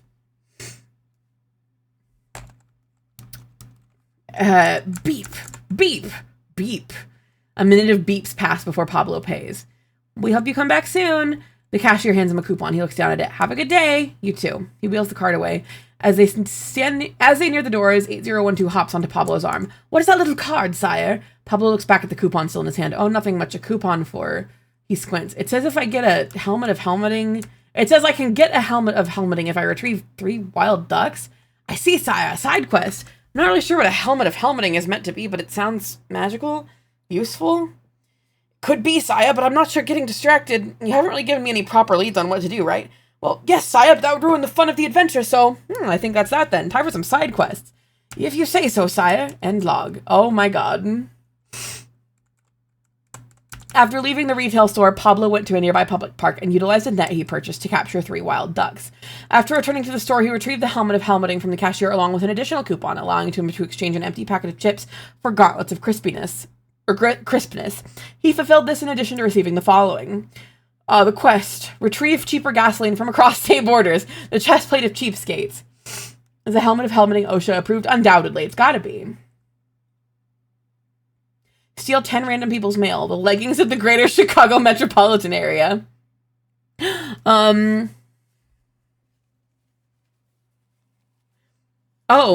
Defeat a fly in Mortal Kombat and retrieve its corpse is the boot. You get to see the boots that are really cool. The orb is both the quest and the reward. And then gather 500 leaves, each from different trees. The giant blade of George Bigman. And then collect every Funko Pop is incomplete. Good plan, buddy. Oh.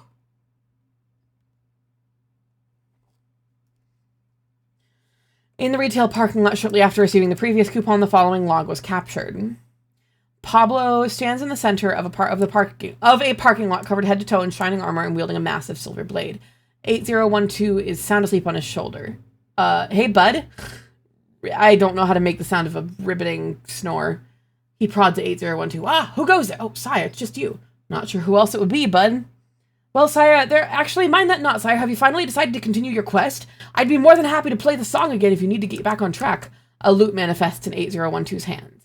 Ahem. Wait. 8012 turns its head to the side slightly. I think I'm just about ready to face that dragon, actually. You are, sire. 8012 turns to the shopping cart and back to Pablo. You don't seem nearly well enough equipped to be facing a dragon. What, you see what I have, right?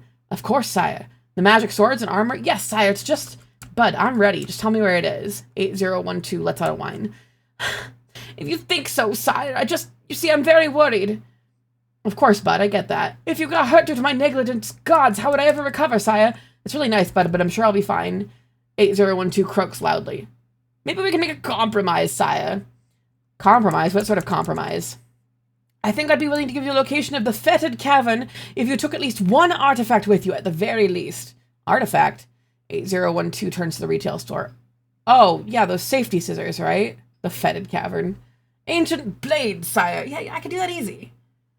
8012 lets that aside. Gods, oh gods, thank you, sire. But oh, to be approaching the fetid cavern so soon, it puts chills in me, sire. But I shall put these aside. It is your quest, not mine. Great, thank you. Shall we get to it then? 8012 takes a deep breath and exhales. At your lead, brave hero. Ancient blades acquired. They walk toward the retail store.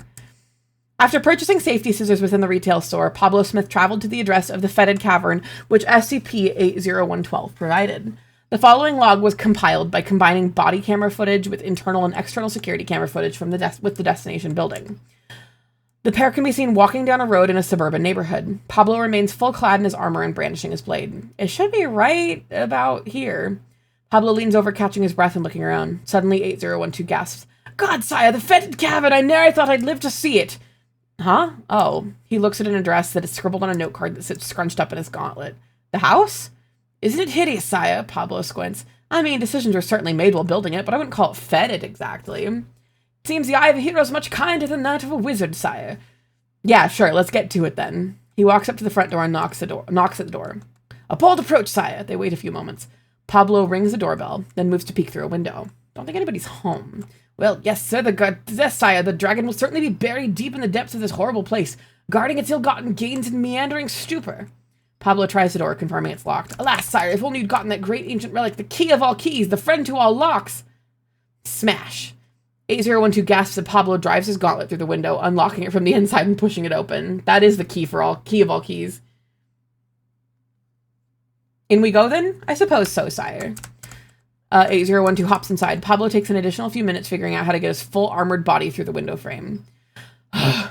So where's the dragon, bud? I wonder. 8012 hops a wide circle around Pablo, then stops. I feel a dark energy this way, sire. Shall we follow it? Yeah. Pablo exhales and closes his eyes for a moment. Let's do this. Pablo follows as 8012 starts carefully hopping down hallways and around corners. Hard footsteps and metal clinks echo through the wide interior of the house. You should be more quiet, sire. You never know when the horrid beast could strike. I'm trying, but 8012 freezes mid-jump right in front of one of the hallway doors. Bud? 8012 begins to spin in place. It's here, sire. Oh, God, this incomprehensible feeling of dread. The terror. 8012 falls and lands with a splat. After a moment, it stands up, shakes itself a bit, then hops onto Pablo's shoulder, nestling into a safe nook in his armor. I can lead you no longer. That's fine, bud. I've got this. Pablo centers himself in front of the door and raises his left arm to the handle. It squeaks as he grabs it and begins to turn. A sharp noise resonates as the latch opens. Pablo pulls. Creak. Okay. As soon as the door opens, he charges in, finding the center of the room and entering a guarded stance. He looks around. Where's the... God, sire, right there! Pablo lowers his sword and drops the guard, shuffling over to the dragon. It's just a... Time has come for you to slay the dragon, sire! Take up your arms and slay it with haste, quickly! Bud, calm down. It is the goal of your quest, sire. You must do what has to be done, please. Pablo reaches out his hand to pet the dragon and attempts to bite him, but ends up gnawing on the gauntlet finger. You're a grumpy little fellow, aren't you? Aw, aren't you? The dragon hisses and goes for another bite. Probably just hungry. Pablo looks around. What in the world are you doing, sire? Just one sec, bud. He spots a potted plant sitting between the windowsill and walks over. A number of bright red strawberries can be seen between the lush leaves. Yeah, my potted strawberries. Sire, The vine goes taut as he pulls, but he doesn't break. Pablo pauses for a moment, then pulls again, but neither the pot, dirt, nor plant shift or snap.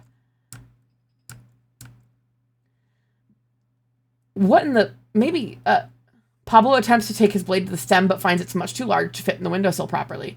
He tries various angles of approach before lowering his blade with a huff. Ha! Great. He drops the sword. It lands with an echoing clatter. They stand in silence for a few seconds. No, never. What is it, bud? Nothing, sire. Carry on. You know better.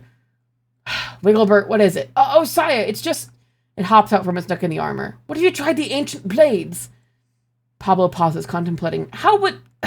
You know what? Sure, let's give your idea a shot, Wigglebert. 8012 appears incredibly proud, despite there being no change in its facial expression. Pablo reaches his hand to a pouch by his side, procuring the ancient blades. Here goes nothing. He raises the ancient blades, daintily leaning over and positioning them around one of the berries' stems.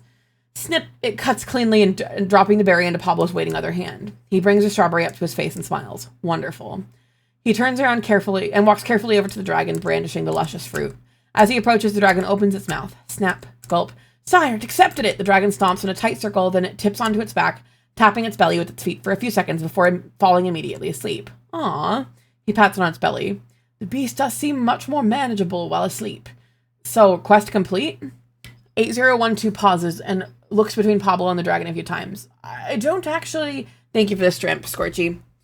Over there. 8012 turns off to the side. Pablo follows the direction it points and finds a precarious object covered by the sheet.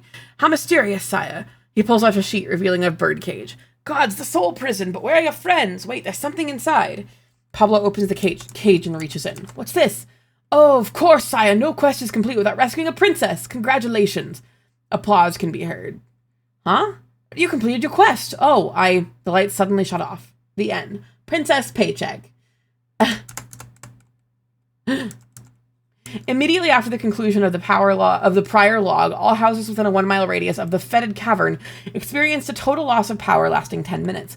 Following this, all of Site 327 staff manifested randomly in safe locations within the radius. Notably, Site 327 director Doug Clemens, owner of the estate dubbed the fetid cavern, manifested within the property. The log was captured shortly after the power outage ceased. Pablo stands in front of the birdcage still in full armor and holding the princess paycheck and SCP-8012 in his hands. Director Clemens can be seen sitting somewhat blank-faced in a chair off to the side. So what you're saying is, Clemens put a hand to his forehead. You went on a fantasy adventure from the site building across the city and into the suburbs where you aimed to slay a dragon, but it said, completed by feeding my little Lizzie a strawberry? Yes, sir. And 8012 is Wigglebert the Bard, sir. And yes, in 8012, you are now satisfied with staying in our care with no issues? As long as I can continue to tell the epic of Sir Pablo Smith, sir, yes. Clemens looks left and right while making various outward motions with his hands. Well, great. Congratulations. Huh? Welcome to Foundation, son. Pablo fails to find words. Now get out of my house. Oh, yeah, sorry, sir. Of course. Thank you, sir. Sorry, sir. Pablo begins to walk out of the room. Leave the frog. Oh, yes, go on, Wigglebert. Of course, sire. How could I refuse the first audience of the newly retired Wigglebert the Bard? Clemens looks over at Pablo with a forced smile and raised eyebrows. We'll be in touch. Of course, sir. Thank you again. Pablo leaves the room. So, shall we begin? 8012 hops onto Clemens' shoulder. Ahem. End log. In keeping with resolutions made in the log above, Pablo Smith has been hired and assigned head researcher on 8012. It has been reclassified as Euclid. As a requirement for remaining within containment to tell the story properly, SCP-8012 has been allowed to add various images to this document. We ask that you do not remove or criticize them at the risk of hurting the object's feelings. Thank you. Head researcher, Pablo Smith. That's so cute. That's so silly. Look at him! I love him. But does he have a name besides 8012? I think he should have had a little nickname. That was really cute. I like it. I know, I like that one. That one was sweet. Let's pull up more. Oh, his name is Wigglebert. That's right. Where the creature isn't a crash out? I know. He was Wigglebert the Bard. The Hard. Looking.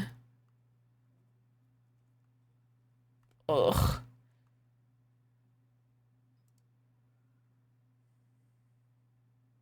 Okay, we just read that one.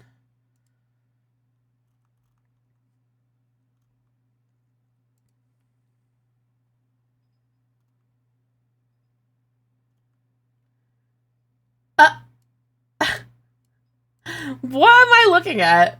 Welcome to Choose Your Own SCP, an adventure story, where you get to choose the object class. You decide where to go and what to do. Will you successfully retrieve the SCP or die in the process, or both? Success or failure is up to you. If you make a mistake, please select the undo arrow. Have fun and try not to cheat. Click here to begin your adventure. So the SCP-7359 is a Choose Your Own SCP.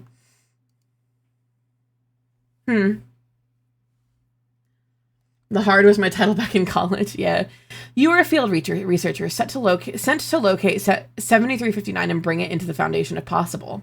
Although the true nature of 7359 is largely unknown to you, you are certain you need to make a choice in order to fulfill your mission. You set out in your car alone, armed only with a compass, a flashlight, and your wits. After a long journey, you find yourself in the middle of a dense forest with 3 branching paths before you. Is it safe, Euclid, or Keter? Let's go for a Euclid one. The path leads away from the forest to a clearing. A gentle mist has settled in the area, obscuring much of your vision, but as you peer through it, you can make out 3 pale yellow lights in the distance. You attempt to shine your flashlight, but it does not penetrate the haze. I'm going to move myself to the corner over here. There we go. Now we can read a bit more. The wind picks up as you stand there, revealing part of the surrounding area. You see a large, peculiar stone looming to your left, a ruined cottage to the right, and behind you, a bed of tulips in a circle. You also notice that the path you've been following continues directly ahead of you, where you can make out a small signpost. Where do you go?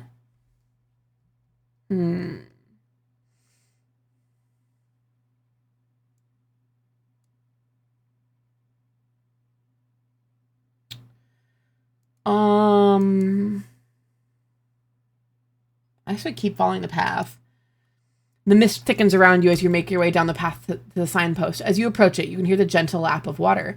You must be close to a lake or a pond, you think. You also see 3 yellow lights better. I've got to skip this fucking song. I'm sorry, Serverhead. I can't focus on the story. As you see the 3 yellow lights better, although nothing else is visible. When you reach the sign. When you reach, the sign, you read, ring bell for service. Do we have the bell?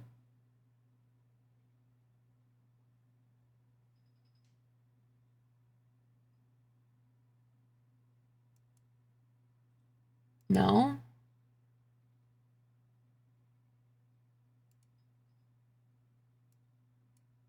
I'm gonna lie and say we have the bell.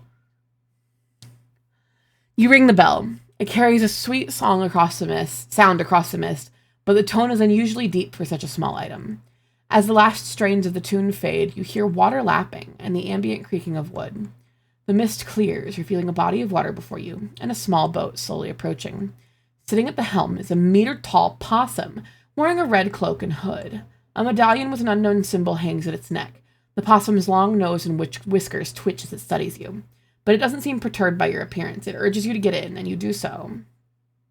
The boat ride is quiet and somewhat tense. The mist clears gradually, and you can see the yellow lights much better. Wherever and whatever they are, you're getting closer. You take notice of a looming black structure in the mist, but even with your impaired vision, you can tell that it's seen better days. It's nothing personal if I skip your song request, I promise. As the boat putters on, you ask the possum about the lights, to which it advises you not to trifle with them. You've heard that statement before, and you think to yourself. You think to yourself. You then ask about the SCP you were sent to find, but the possum just shrugs, claiming it doesn't know anything about that. Finally, you disembark. There's another signpost on the shore, and the possum tells you to keep the bell and use it if you need to cross again. It then rows back into the mist, leaving you at the entrance to the structure. There are 3 paths you can take to enter: the main door, the stairwell, or the cellar.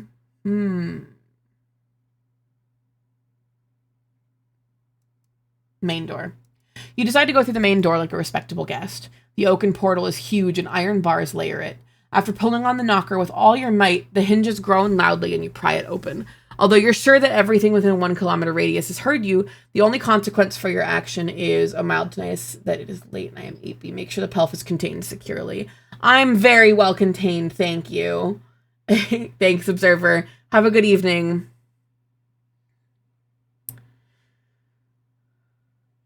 The only consequence for your action is mild tinnitus. You squeeze through the opening and are immediately confronted by 2 rows of rusted armor lining a hallway.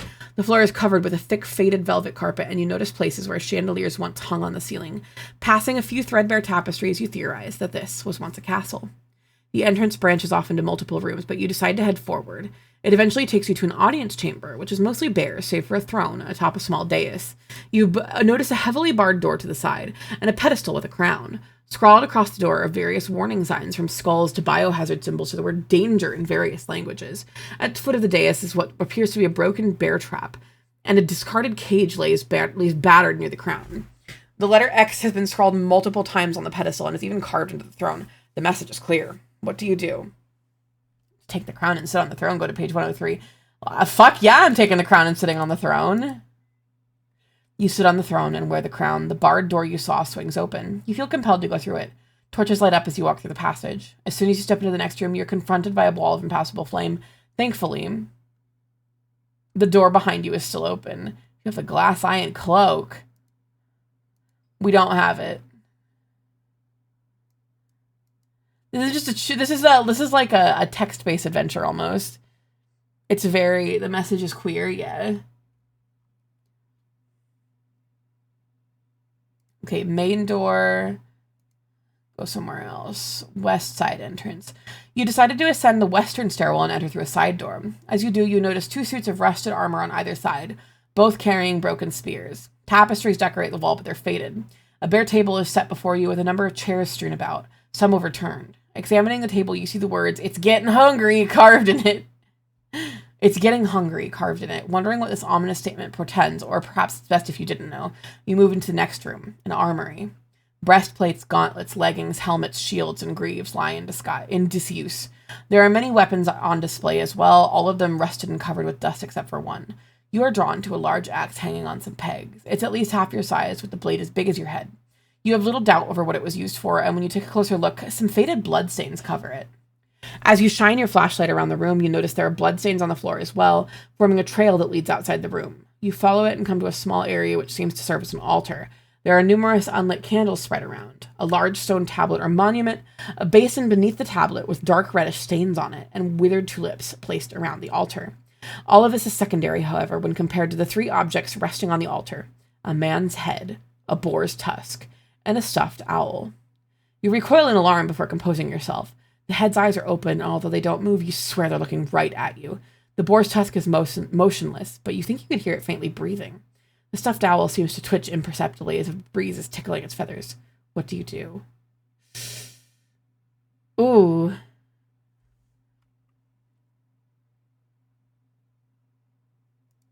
I take the boar's tusk. You pick up the boar's tusk.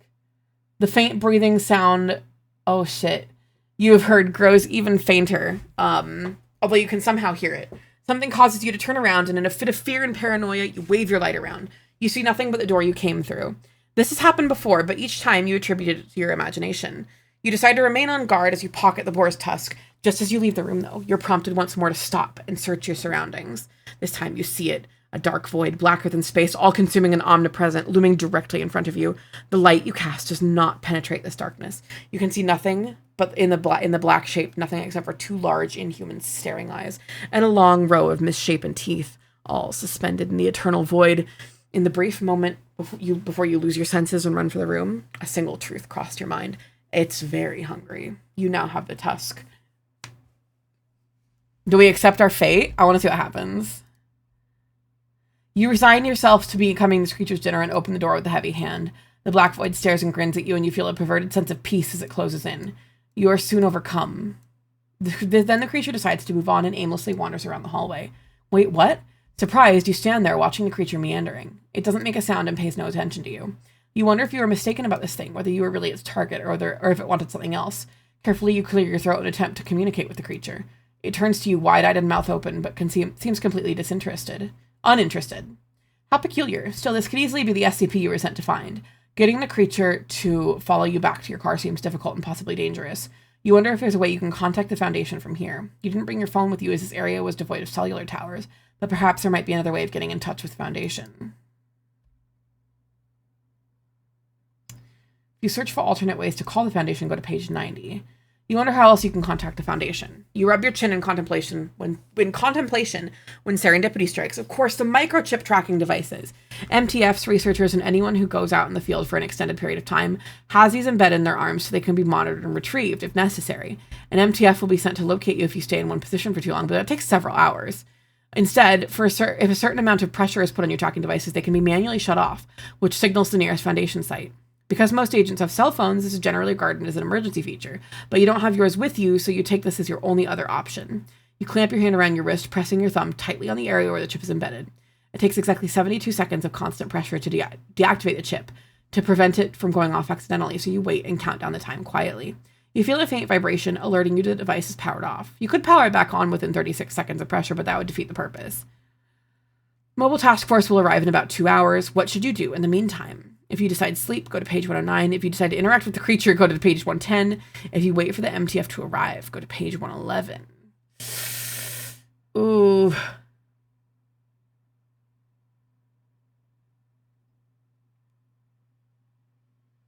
Well, wait, I would not be able to sleep. You compose notes of your adventures while you wait for the MTF to arrive. You're nearly finished when you hear the telltale sign of a Foundation helicopter approaching and resist the urge to run out and meet your saviors. Even in an emergency, protocol must be maintained. A few more minutes pass by and you hear the MTF breaking doors down. You draw out your credentials, kneel to the ground, and place your hands on your head, waiting. A confrontation between the MTFs and the creature occurs, and through some means you can't identify or describe, they detain it momentarily. Two of them point flashlights at guns at you, confiscate your identity, and finally allow you to stand. They issue you a gruff apology, but you assure them you have no hard feelings. You're all just doing your job, you say. One member of the MTF escorts you to your car, assuring you that the others have the job covered. You thank them and make the long return journey to your car. When you arrive back at the lake, you discover it's dried out. The MTF wonders at this, but you say nothing. Eventually, the two of you arrive at your car and you drive back to the Foundation. It's very late when you return to the site. You hand over everything you acquired on your adventure to the requisitions officer, and you are allowed into the site. You contact your supervisor, who welcomes you back and asks you to write a full report of your mission. Although tired, you set yourself to the task, recording everything that happened over the last few hours. You email your report to your supervisor, but he replies faster than you'd expect, asking you to come see him immediately. His countenance is vastly different from before. When you work with the SCP Foundation long enough, you know what to expect when someone looks like that. The creature you encountered escaped containment, and something happened to the MTFs guarding it. something your superior isn't at liberty to say. They're all still alive at least and are being examined by doctors and psychologists. You look confused at that last part. Psychologists? Your supervisor assures you it's nothing to worry about and promises to pass your report along, adding that it'll be helpful for recapturing the anomaly. For now, your job is done. You've successfully made the Foundation aware of 7359, Fear Eater. Congratulations. Hell yeah! Wait, is that what you're supposed to do?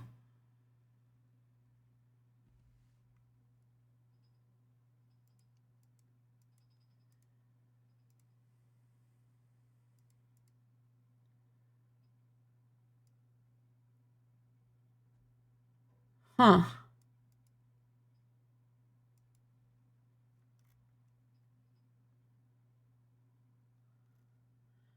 I think I just found another one.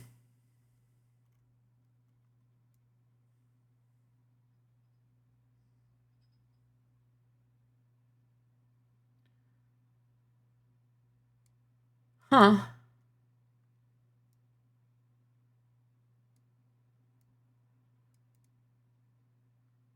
The Euclid report. Oh shit, I got the damn... I'm still in a dream. I'm still in a dream. Fear Eater. I'm gonna fix my chair really quick. My damn... I need to get a better, like, butt cushion, because this one is just not comfy.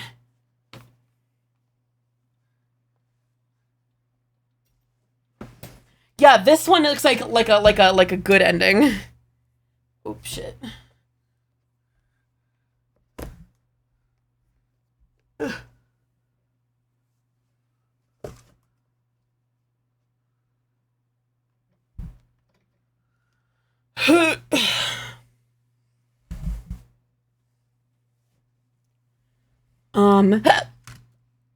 Item number SCP-7359. Object class Euclid. Oh, because this is the Euclid report. Special containment procedures. 7359 may be kept in any abandoned structure, which is to be monitored by a neighboring Foundation site at all times. Once a day, sentient animals must be selected to visit SCP-7359 for no more than 2 hours. The animal is then to be retrieved by Foundation staff. No animal may be used consecutively.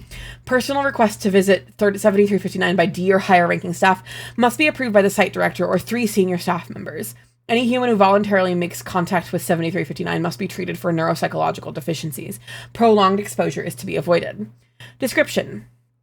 7359 is a vaguely humanoid entity of altering physical proportions ranging from 3 to 12 meters in height, with an indeterminate mass, completely black in color save for 2 large eyes and a row of large misshapen teeth.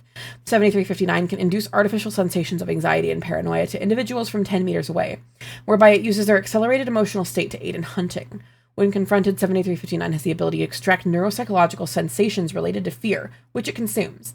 7359 will typically eat until it has removed all sensation of fear, which it will then wander to an isolated location and sleep for a minimum of 2 hours. Its victims are generally left unharmed, though inflicted with apathy and acute loss of self-preservation. If not treated, the victims will be unable to protect themselves from dangerous or fatal situations. Physical contact with 7359 is to be avoided. Addendum. 7359 was found in a ruined castle redacted by a researcher who has volunteered to be its handler. Oh, and you could just see the safe in the Keter path.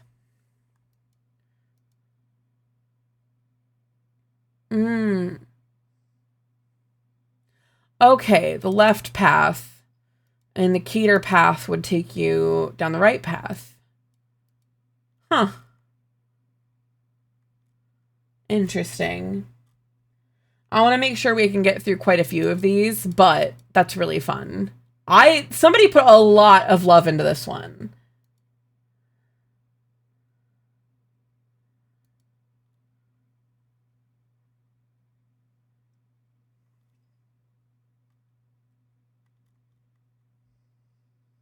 I wanted to look at...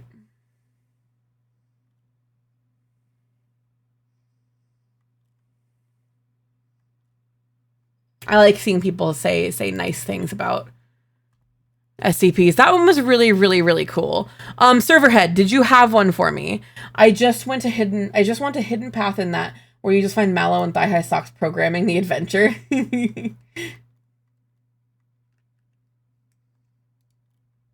That one was really, really cool. I enjoyed it. Posted them in a reply on Bisky. Hell yeah, you did. Hell yeah, you did. Thank you, my friend. Oh, you're followed by Sonia. That's where I found you. Oh, shit. I love these fancy ones. The ones with, like, the new... Oh. That's what the old top secret by order of the administrator. That's what this is now. When you see this... Oh, damn. Oh, shit. Oh, damn. Oh, shit. By order of the Overseer Council. The following... Ah, fuck!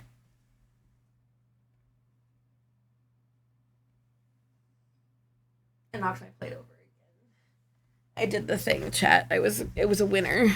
I've known Sonia for a while. Hell yeah. She's a delight. I like her. She's really cool. The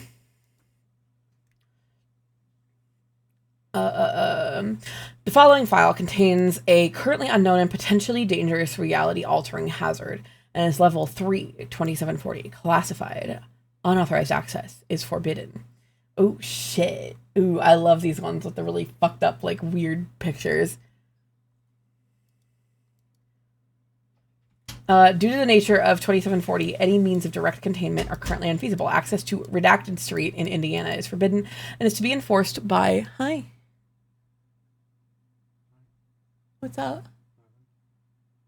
What? The cat boy's lurking.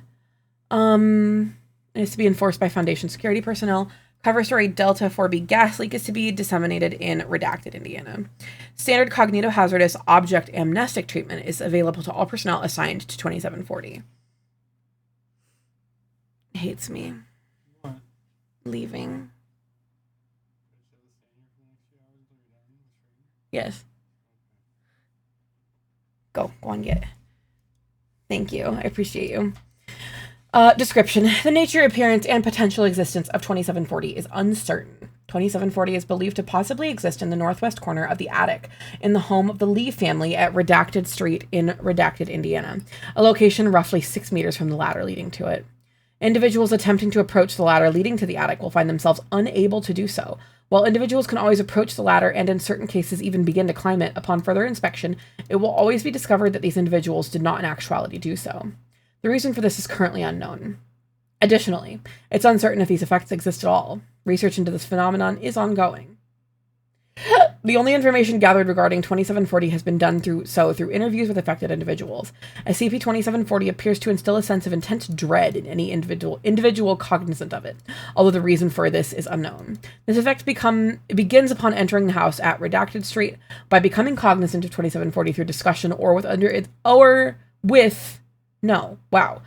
by becoming cognizant of 2740 through discussion with other individuals affected by its anomalous nature. This is a topographical map of Redacted, Indiana.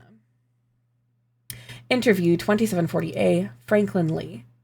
The following interview was conducted after the discovery of 2740 with Franklin Lee, the owner of the home at Redacted Street and patriarch of the Lee family.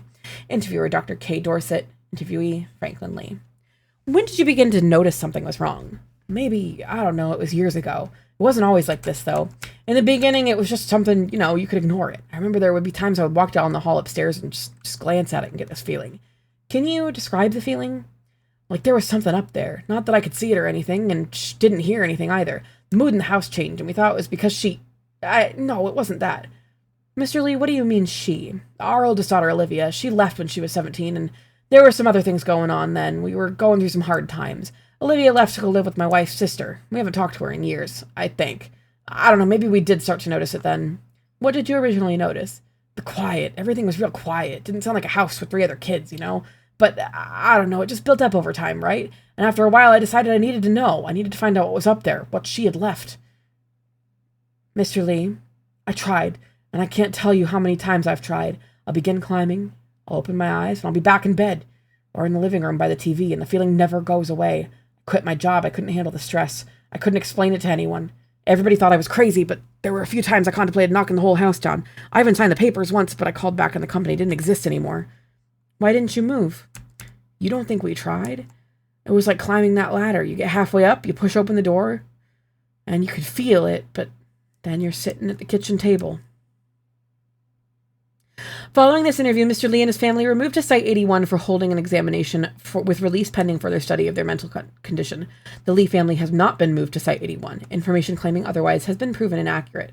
Research into this has not. It is ongoing. Oh my god. So they intended to, like, when they were writing this report, they intended to move them to Site 81, but they don't know why. Oh, Yvette. That's my mom's name. I don't hear that name super often. The following interview was conducted after the discovery of SCP-2740 with Yvette Lee, co-owner of the home at Redacted Street and matriarch of the Lee family. Mrs. Lee, can you tell me anything about why your husband wasn't able to articulate any details about SCP-2740? Have you not been in the house, Dr. Dorset? I have not. My station has been here in our mobile facility. Then you can't understand. We've lived there for 20 years, and we can't do anything about it either. We've tried everything, and nothing works. We have reason to believe that you've entered the attic on redacted date. Can you confirm this? Of course not. Mrs. Lee, this will be much easier if you can be honest with us. I love this song. I love this version of this song.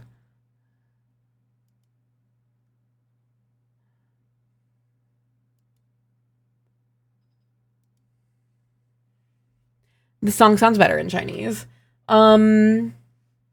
My husband and I, we've been good parents, but we fought with Olivia over so many things, and things that seem inconsequential now.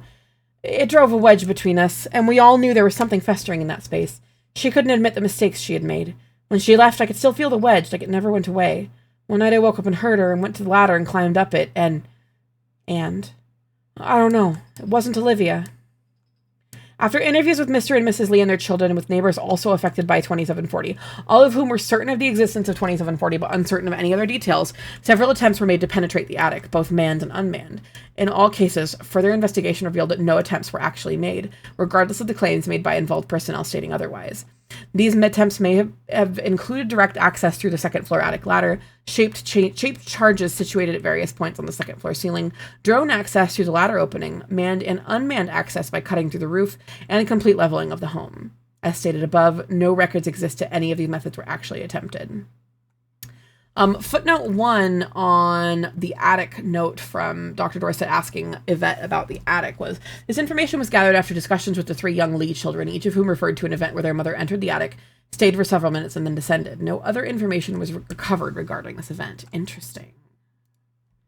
The following interview was taken after the eldest daughter of the Lee family, Olivia, was located in redacted state, working as a landscape contractor after changing her name to Rebecca Feldman. Dr. H. Garrett is the interviewer. Interviewee is Rebecca Feldman, aka Olivia Lee.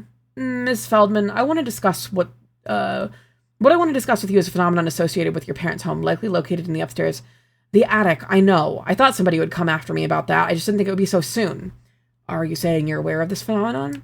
I left my parents when I was a kid, Dr. Garrett. We always fought. They weren't happy with the choices I had made, the things I believed in, the people I spent time with. There was anger there, so much anger I thought it might suffocate me. When I left, I felt like I could breathe again. I never went back after that. Sometimes I can still feel it. You know how you feel when you're dreaming and you try to run from something, but you can't see it, and you don't know if it's really there, but you run anyway? That's how it feels. What prompted you to leave your parents? There was one night, we had a fight, and my dad was drinking, and Mom was even worse off at that point, and I kept a knife under my pillow for a long time in case something would happen, and they came into my room that night. I don't know what their intentions were, but I drew it and I backed them into the wall. The whole thing felt like I was being choked, and that was the first time I heard it. Something moving above me. I dropped the knife and ran and didn't look back. Do you know anything about what's in the attic, Miss Feldman? There are always secrets, Doctor. There's only so much hate that can build up in a place before it starts hating you back. I don't know what's in the attic, or if there's anything up there at all, and I don't think I want to. At the conclusion of this interview, Ms. Feldman was detained by Foundation personnel pending further investigation of her claims. This is crossed out, and the article that's underlined says, currently it is believed that Olivia Lee does not exist, nor has ever existed. The information in interview logs to 2740C is undergoing further examination. Oh, damn.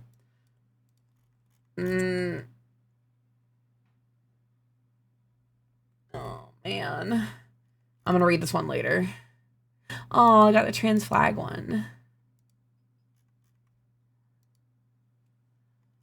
Okay. That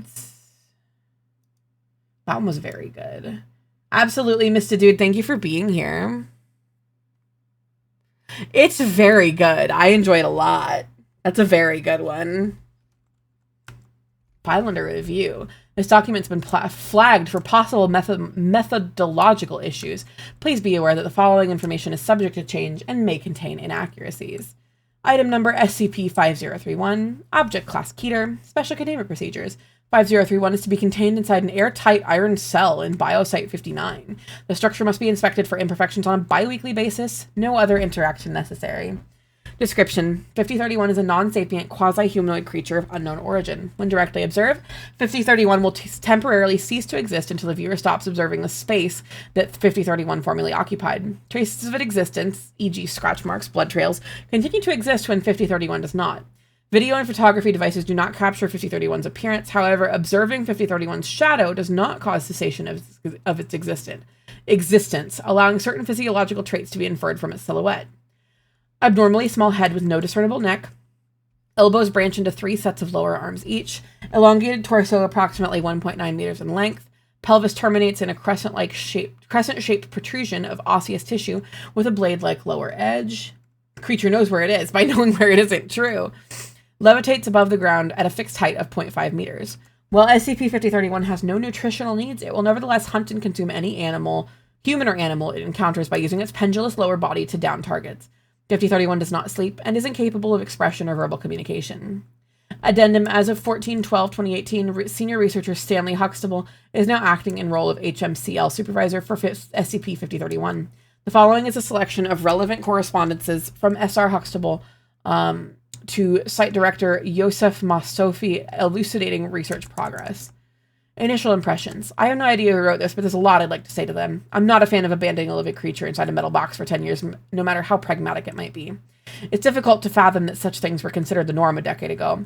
Have you ever heard something scream from behind 10 inches of iron for hours on end? When I do my redraft, remind me to add anomalous resistance to hoarseness somewhere in the description. Could you work your magic and get the boys to retrofit the containment cube with an aperture and security vestibule? I'd like to run some tests that require exposing 5031 to certain stimuli. Round 1. Tests. Sound. Forward. Installed speakers in the containment vestibule and played various albums of natural ambience and popular music. SCP-5031's propensity for screaming worked as a convenient way to measure its stress levels. 100% would be continued as typical screaming, volume and duration, over 48 hours, and 0% would be no screaming at all. Morning Forest ambiance was 43%. Seaside Paradise ambiance was 48%. Deep Grotto ambiance was 62%. The Best of Mozart was 13%. Best of Enya brought it up to 18%. Best of Ben Folds brought it down to 6%. Best of Jethro Tull brought it up to 59%. And the Best of Kiss brought it to 23%. Efficacy of music for stress reduction gradually decreases over time. I've assembled a playlist of 5031's favorite music to play on shuffle in its enclosure in perpetuity. Stress levels consistently remain in the 15 to 25% range. Baseline adjusted accordingly. Huh. Round 2 tests. Play. Summary. This person sounds like he just really likes his test subject. Additional retrofitting was made to the containment chamber to facilitate observation, namely the integration of reinforced viewing windows arranged behind a scrim, onto which shadows may be projected by use of lamps placed along the opposite wall. The first test was tossing a softball into the enclosure. 5031 sliced the ball in two. Tossed basketball into enclosure. 5031 sliced the ball open. Rolled bowling ball into enclosure. 5031 scratched a couple of grooves into the ball, then rolled the ball around its enclosure with the blunt side of its tail for 20 minutes. Stress levels remained 60% after play. Bowling ball chipped to the extent that it would no longer roll properly, unplanned. Stress levels increased to 115%. Replacement bowling ball provided, stress levels fell back to 40%. Rolled additional bowling ball into enclosure. 5031 used the blunt side of its tail to hit the two balls together for a while. Stress levels remained 40% after play. Tossed basketball into enclosure. 5031 picked up and played with ball. Stress levels remained 20% after play. 5031 appears to have learned to use its hands to play with the basketball in order to avoid accidentally damaging it. Motor skill comparable to that of a toddler. 5031 still prefers bowling ball for quote-unquote kicking. Food. Round 3 test. Food. Summary. 5031 was given the choice between two potential food sources placed at opposite ends of the enclosure. Given the choice between a human corpse and a pig carcass, it chose the pig carcass. Given the choice between a pig and a chicken carcass, it chose the pig. Given the choice between a pig carcass and a rotisserie chicken, it was a rotisserie chicken. Given the choice between a chicken carcass and a rotisserie chicken, it picked the rotisserie chicken. Given the choice between a live chicken and the rotisserie chicken, it picked the rotisserie chicken. And between the roasted turkey and the rotisserie chicken, it selected neither. It was presumed sated. Afterward, while it's true that 5031 doesn't necessarily need to eat, feeding it regularly has caused a marked decrease in average stress levels. Stress reduction seems to scale proportionally with the quality of food provided. Also of note is that 5031 prefers to use its tail to pry and cut meat into bite-sized portions rather than rip the meat into chunks with its teeth or hands. Round 4, test coexistence. Test 1. Subject 5031 fed until sated. Live subject, common chicken, introduced to enclosure. Result, 5031 observed subject from a distance for several minutes and then rolled a bowling ball toward subject at a high speed. Subject was killed instantly. 5031's stress levels rose immediately and drastically. Test 2, bowling balls removed from enclosure. 5031 fed until sated. Live subject, common chicken, introduced to enclosure. 5031 gently rolled a basketball toward subject. Ball hit subject lightly. Subject responded with a small cry and moved away. 5031 did not engage with subject any further. Oh. Test 3, 5031 fed until sated. Live subject, class D, blindfolded, introduced to enclosure and instructed to sit and roll basketball forward, then wait till it came back and rolled away again. Subject in 5031 successfully rolled the ball back and forth for several minutes. 5031 eventually abandoned the activity and approached the subject. Per safety protocol, subject removed their blindfold to terminate the activity. Yep. Adjust the activity. Subject test 4, 5031 fed until sated. Live subject, class D, introduced to the enclosure and instructed to toss a live tennis ball at the wall. Let it ricochet behind them, then catch and repeat. 5031 stood behind subject and successfully engaged in a game of catch, mimicking subject's action of letting ball ricochet against the wall. 5031's motor skills appear to be rapidly improving. Round 5 tests symbols. 5 LCD displays were fitted into the wall of 5031's enclosure, each with a lit button and a food dispenser underneath. Test 1. 2 stations activated. Screen 1 displayed image of a rock. Its button dispensed rocks. Screen 2 displayed the image of a rotisserie chicken. Its button dispensed pieces of chicken. 5031 poked at the image of a chicken for a few minutes and eventually hit the button. Chicken was dispensed until 5031 was satisfied. Test 2, screen displays and the materials dispensed were swapped. 5031 hit the button it had the previous day and received a rock. It went to the other screen and hit the button to dispense chicken. Test 3, screen displays and materials dispensed were swapped back to their original positions and set to swap again at random intervals after the first distribution. Pavlov abomination, yeah. 5031 went directly to the button next to the image of a chicken, experienced apparent confusion after the first mid-distribution swap, but quickly learned to watch the images. 3 more stations, screens, buttons, dispensers were activated. 4 stations displaying the word rock dispensed rocks. 1 station displayed the word chicken and dispensed chicken. Arrangement set to change randomly several times over the following days. Through trial and error, 5031 determined which station dispensed chicken. 5031 subsequently went to the station marked chicken whenever displays were swapped. Test 5, all stations deactivated except 1. Screen displaying the word chicken. 7 wood blocks were set in front of the station, each marked with one of the letters in the word chicken.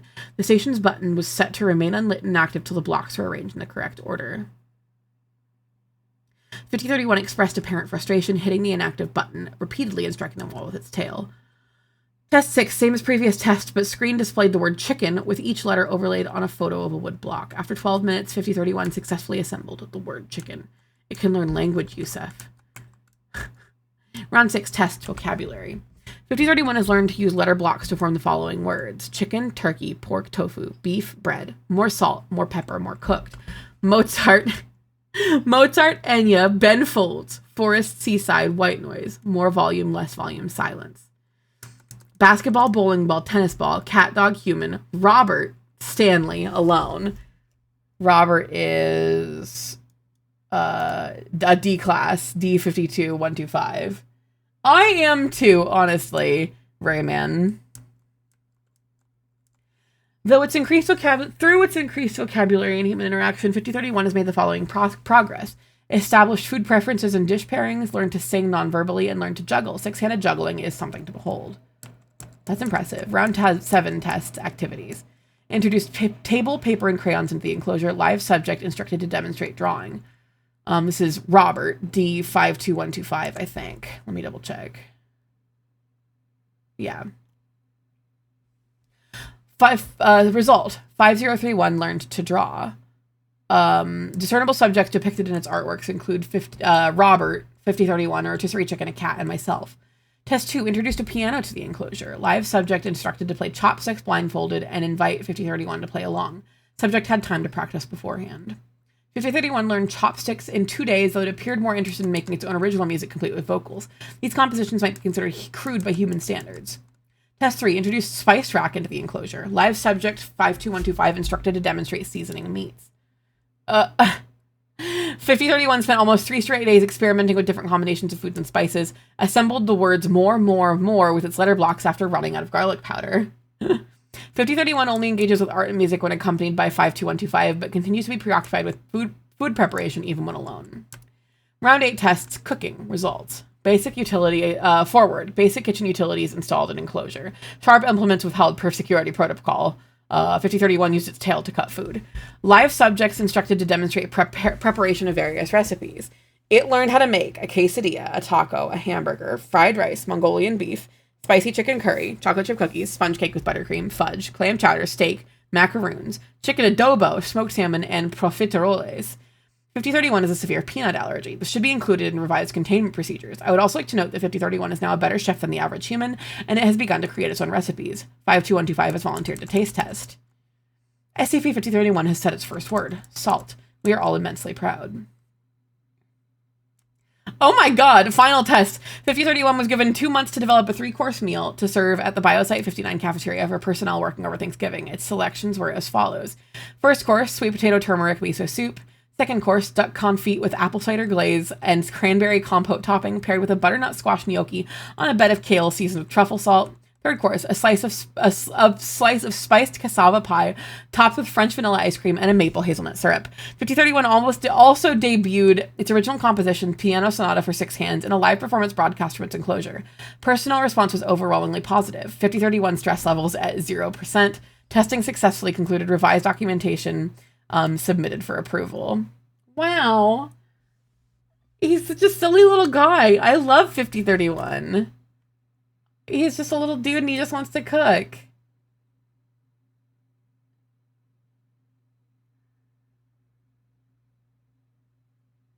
And they wrote him down as non-sapient.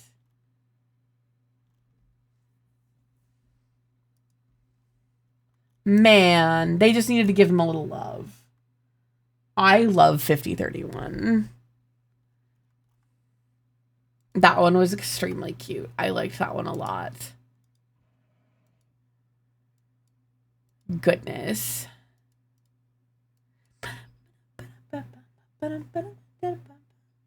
Officially for this article is yet another murder monster. That's funny. Really went from this creature as murderous psychopath to he's just a chill guy that loves to cook. I know chicken adobo does sound good. I had Subway for dinner. Chat, what did you all have for dinner?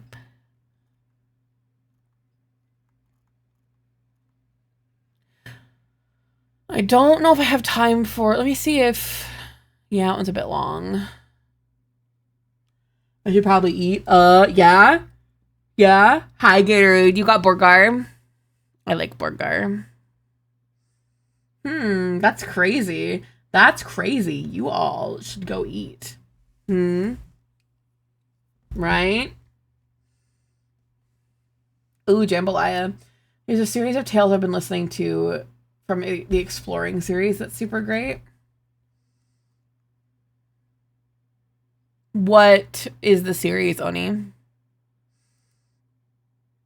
Flat top fried potato bits? Hell yeah, we already saw this one.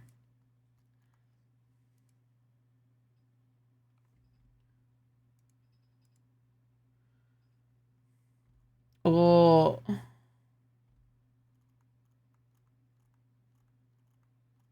This one looks extremely long. Oh my gosh.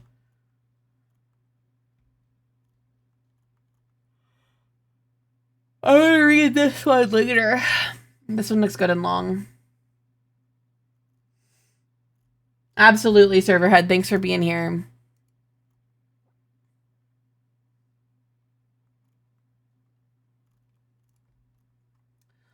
Let's read... Oh, shit. SCP Foundation Site 400, huh? Item number SCP-7520. Special Containment Procedures. With approval from Site 400 Site Director, Dr. Curran has been granted special permission to continue his long-term employment with the Foundation. However, he is to wear a specialized safety helmet at all times, including sleep and personal washroom hours. Manifested garden hose are to be collected and transported to Achromatic Abatement Facility, AAFY 400, for proper thermal treatment. Description: 7520 is a designation given to an as-of-yet unknown anomaly currently affecting senior researcher Jackson Curran, division head of Site-400's Department of Anomalous Communication and Relations. Every day during completely random intervals between 1 a.m. to 12 a.m., 5 to 10 identical metal garden hose possessing wooden handles would manifest approximately 1 meter above Dr. Curran's head. These garden hose display no outward anomalous properties other than their sudden manifestation.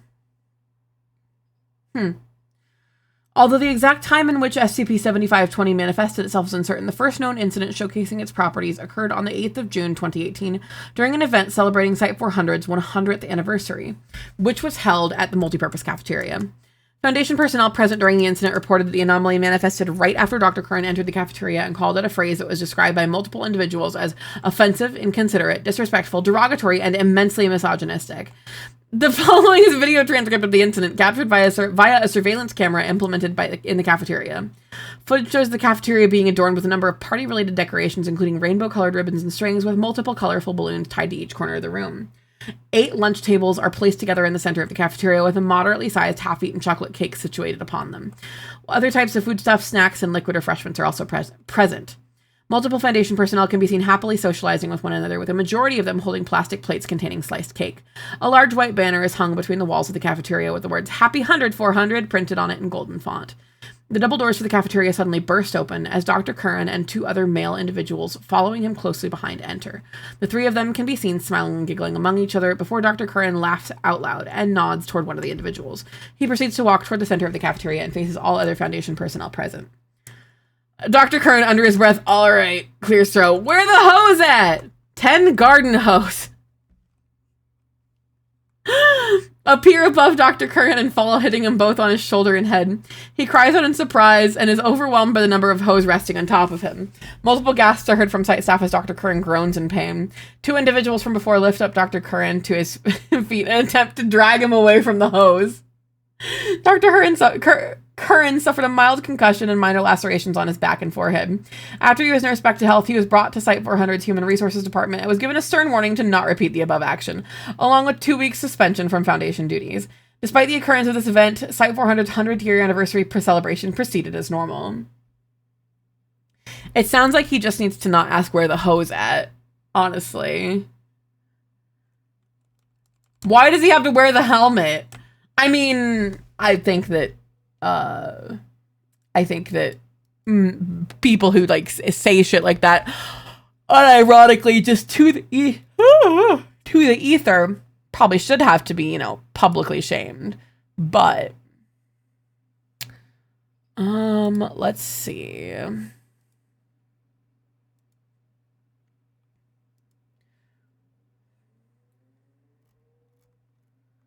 It's a long one, kinda. We'll do it because we don't have a lot of other.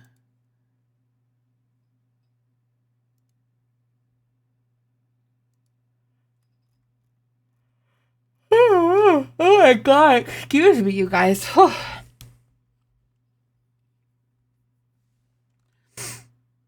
SCP-7309.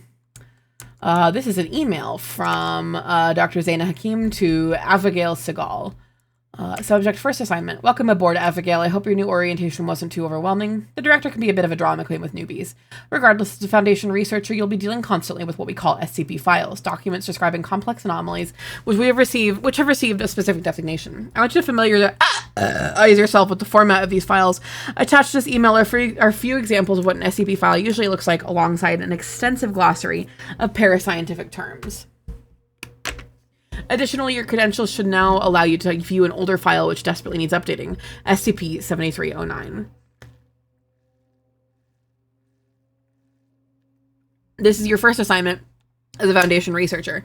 Replace outdated terminology, clear up the clinical tone, but make sure to leave the special containment procedures unchanged. 7309 is not to be handled lightly, and Procedure 146 Painkiller is very delicate, so even the slightest deviation in what our containment team will be doing when they execute it could result in a devastating containment breach. Good luck. Your deadline's May 18th. The procedure must be performed on the 31st, and it might take a while for the Fey Wisdom teeth The Fey Wisdom needs to arrive from Site 120. Zaina. P.S. Once you're done, don't forget to upload the file from the modern SCIP net database as it's still on the old network from the 70s.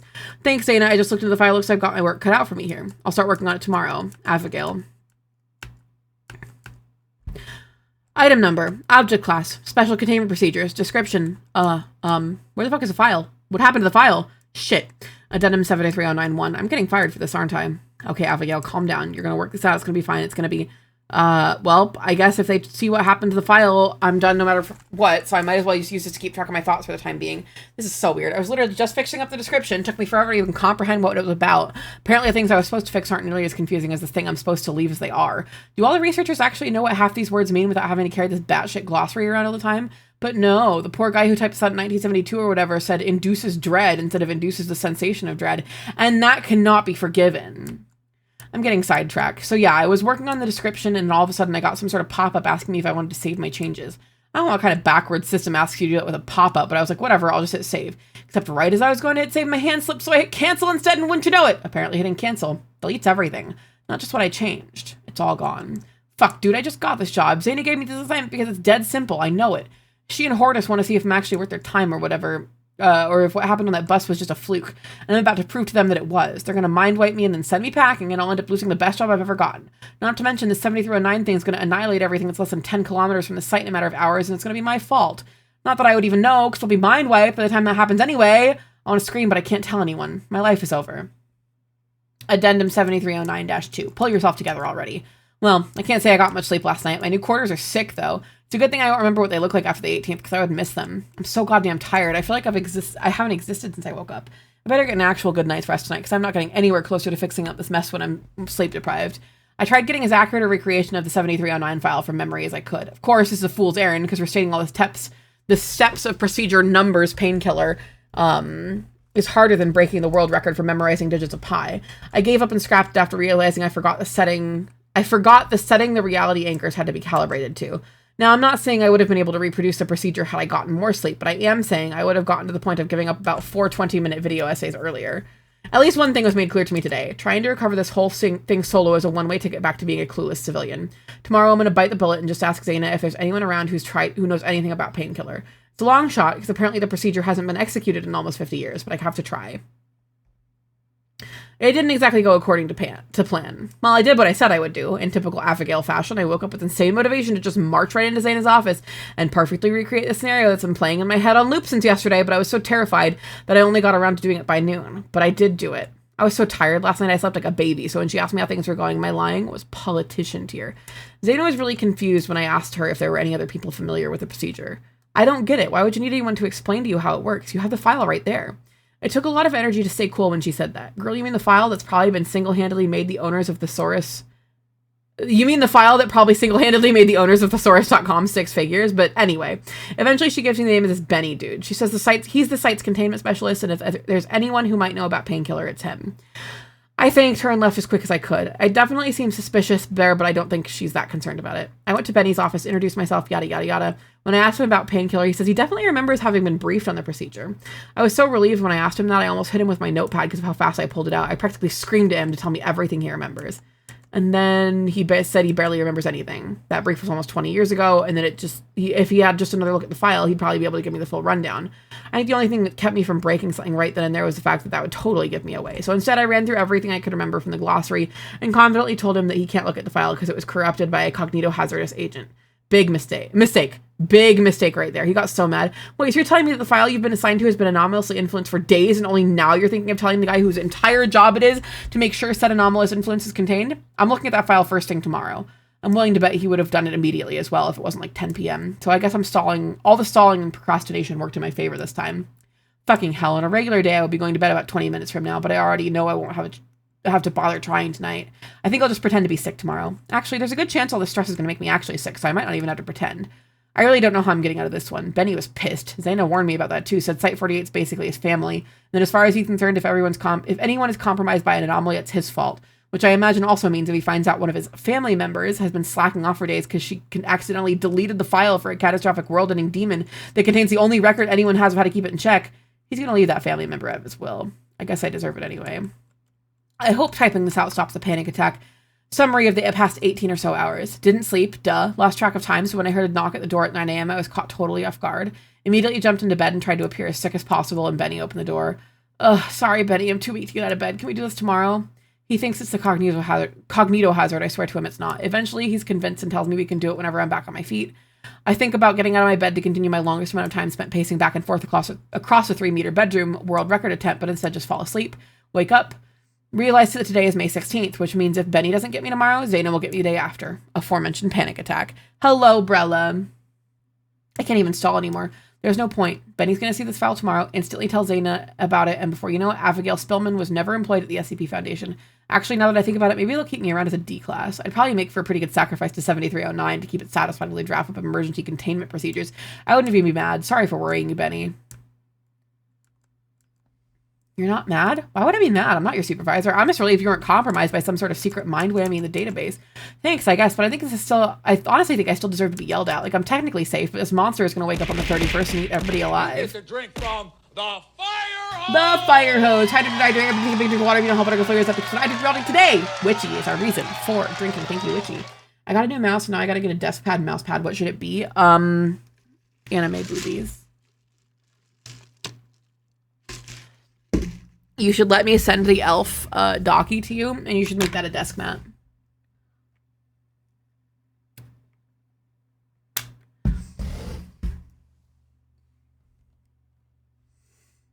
If you send me it, I'll do it. I'm doing it right the fuck now. I say the fuck less. No, you won't.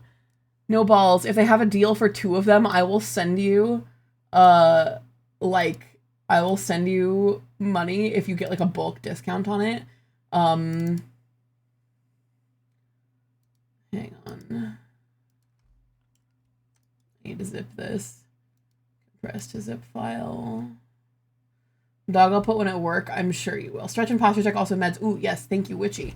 Appreciate. Uno momento. Brella. That's bread. I want umbrella. That's Sprout. There we go. God, that art is so cute from Ari's birthday.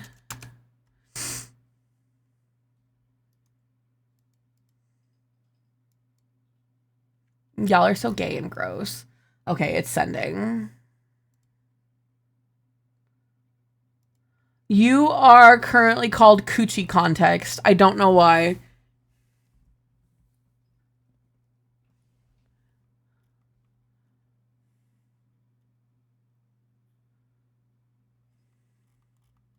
Sounded like it needed context. It did.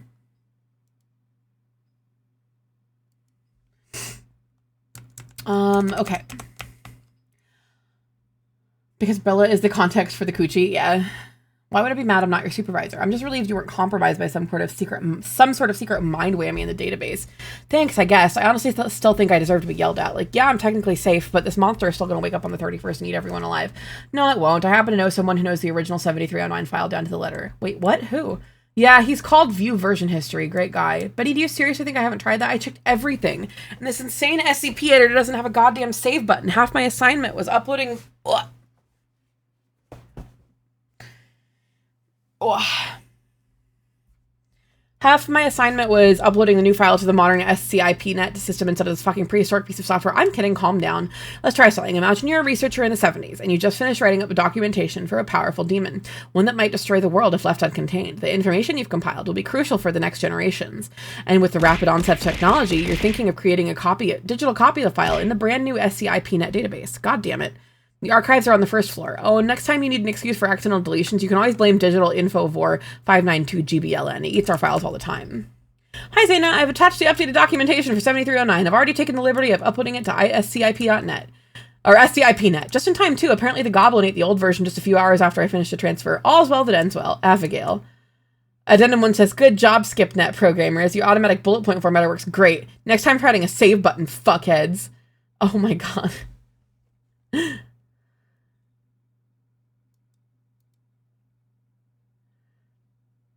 Is there a View Version History? That was very funny.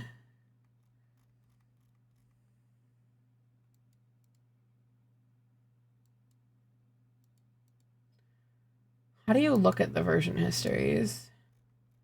I don't remember how to do this.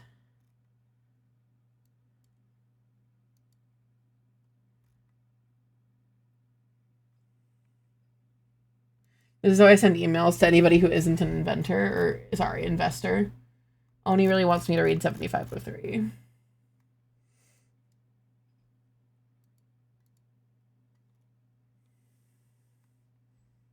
That one was good. I liked that one.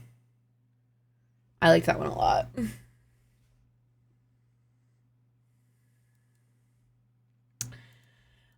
Special containment 7503 special containment procedures. 7503 is to be kept contained in Site 77, where no working personnel belongs to the Catholic faith. Oh shit. Footnote 1 says, for the purpose of this file, the term Catholic individual or member of the Catholic faith refer to anyone who has received 3 sacraments of Christian initiation following the Roman Catholic rite: baptism, confirmation, and Eucharist.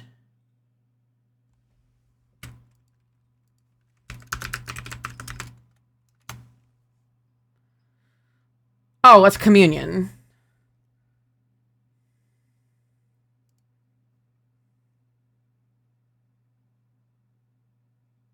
I was never confirmed. I did take communion, though.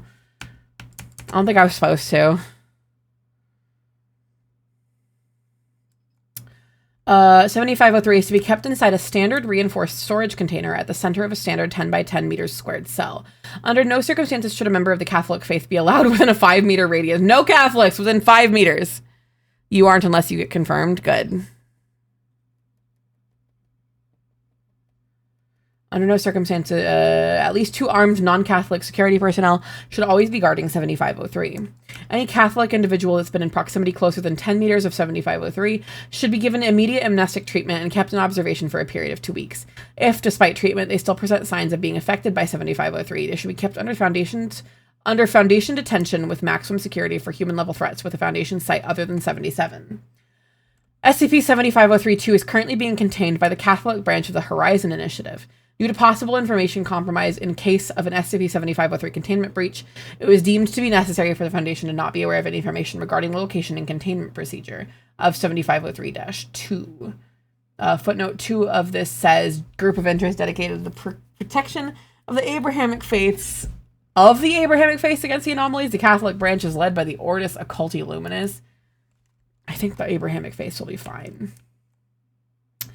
7503 refers to the skeletal remains of an unidentified male dressed in Renaissance period ecclesiastic garments and adorned with intricate jewelry made of gold and various precious stones and gems. Archaeological assessment of 7503 indicates the clothing and ornaments date back to the 16th century, while the skeletal remains are older, estimated circa before the 3rd century.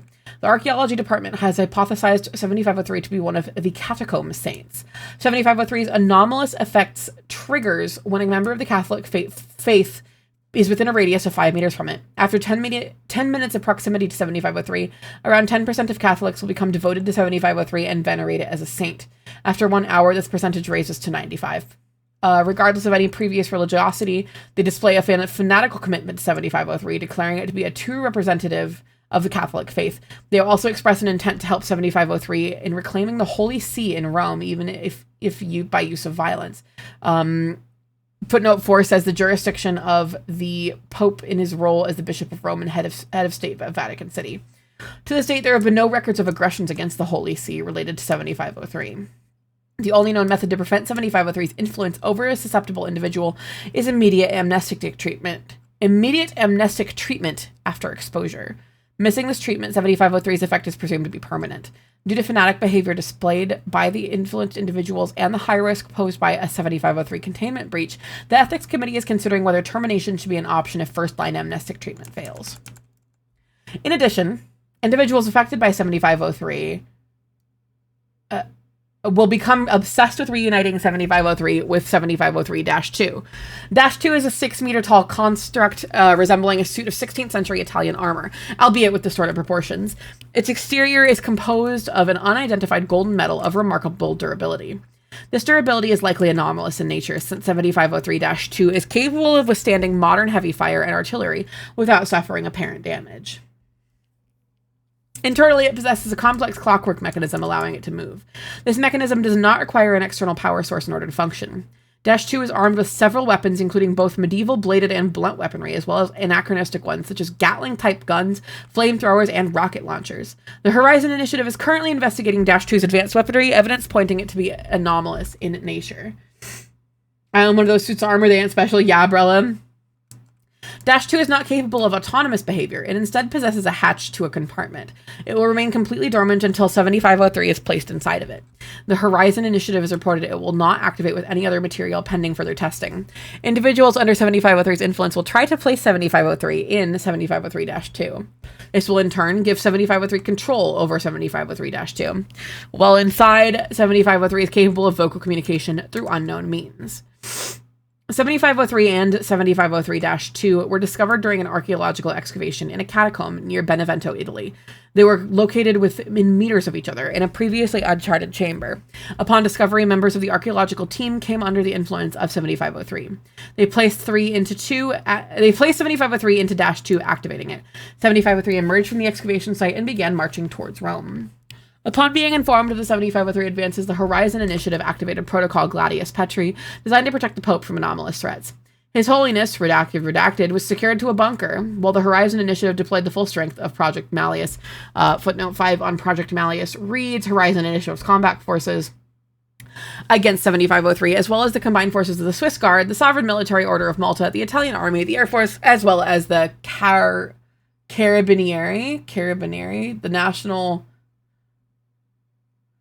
Gendarmerie of Italy. I don't know what that word means. Can't believe this is how the Pope died, yeah.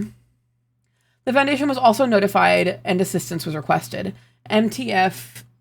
Is this just a report on JD's visit to Vatican City? I just find it funny that JD went to visit Vatican City and the Pope fucking died. The Foundation was also notified and assistance was requested. MTF New 7 Hammer Down was deployed as a response. Italian Air Force planes bombarded 7503 while ground forces mounted a fortified perimeter around the Benevento to stop 7503 from reaching Rome. While proving to be highly resistant to damage from modern military weaponry, the continuous fire from both ground and aerial forces managed to stall 7503's advancement until the arrival of Foundation reinforcement. Foundation Air Forces managed to incapacitate 7503-2 with plasma cannons bombardment, allowing MTF New 7 members to approach it and remove 7503, nullifying the threat. A large-scale cover-up operation involving misinformation and mass amnestic application was conducted in the aftermath of the incident. What's the next iteration? Oh. What? What am I looking at?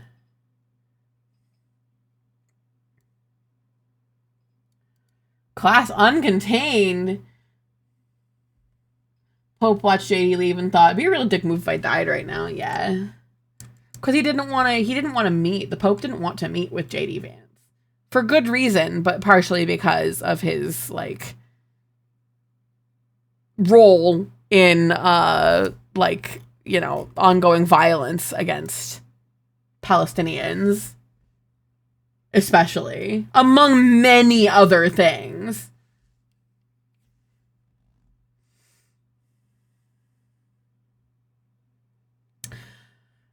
Oh my god. Special containment procedures. There's currently no known way of containing 7503. The Foundation, the Horizon Initiative, and the GOC have accorded to maintain a global monitoring operation to detect 7503 related activity and counteract it immediately by any means necessary. It is a spacefaring theocratic political entity from the alternate timeline designated as Alpha 3. Not only does SCP-7503 exert total dominance over its version of the planet Earth, but it has colonized an estimated 54% of the Milky Way. 7503 technological advances are anomalous in nature, employing a type of functional thaumaturgy that bears resemblance to medieval alchemic practices. It has shown xenophobic hostility and imperialistic intentions towards social and political entities outside its control. 7503 possesses FTL capabilities and has engaged in a so-called Eternal Crusade, a militaristic expansion campaign against all extraterrestrial sentient life. 7503's advance has been halted by a coalition of ancient civilizations known as the Covenant of the Second High Toth. 7503 and the Covenant of the Second High Toth are currently engaged in a galaxy-spanning protracted Cold War. Ding, ding, ding. It's a 40K reference. I was just fucking thinking that. Hi, Dan. Oni, I was like, you just wanted me to read the Lexiconum, didn't you? Thanks for the posture check, Stern.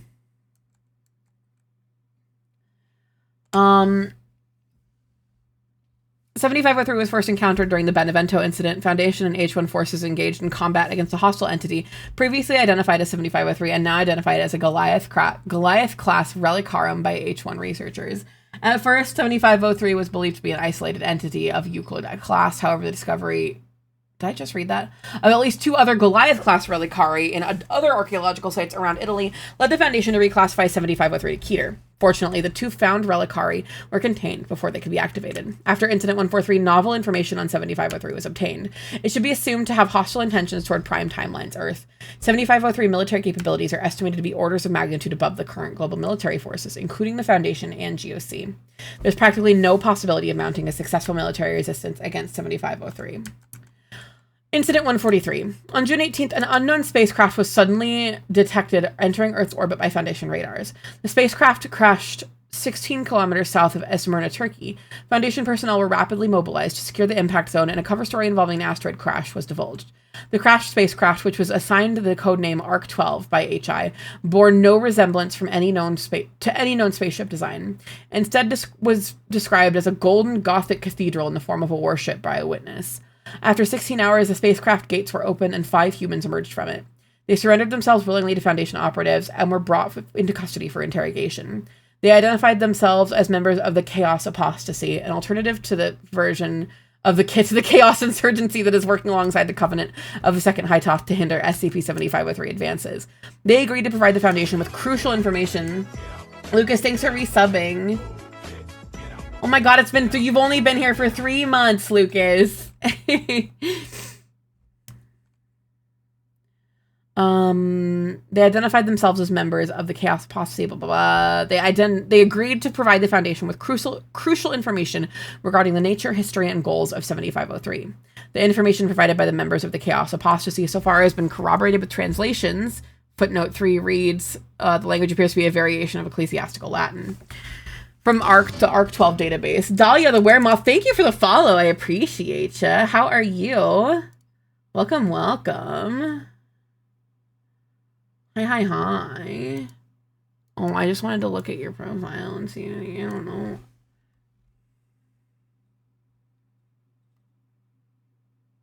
There we go. How are you? Welcome in. I'm still stuck in this goddamn closet.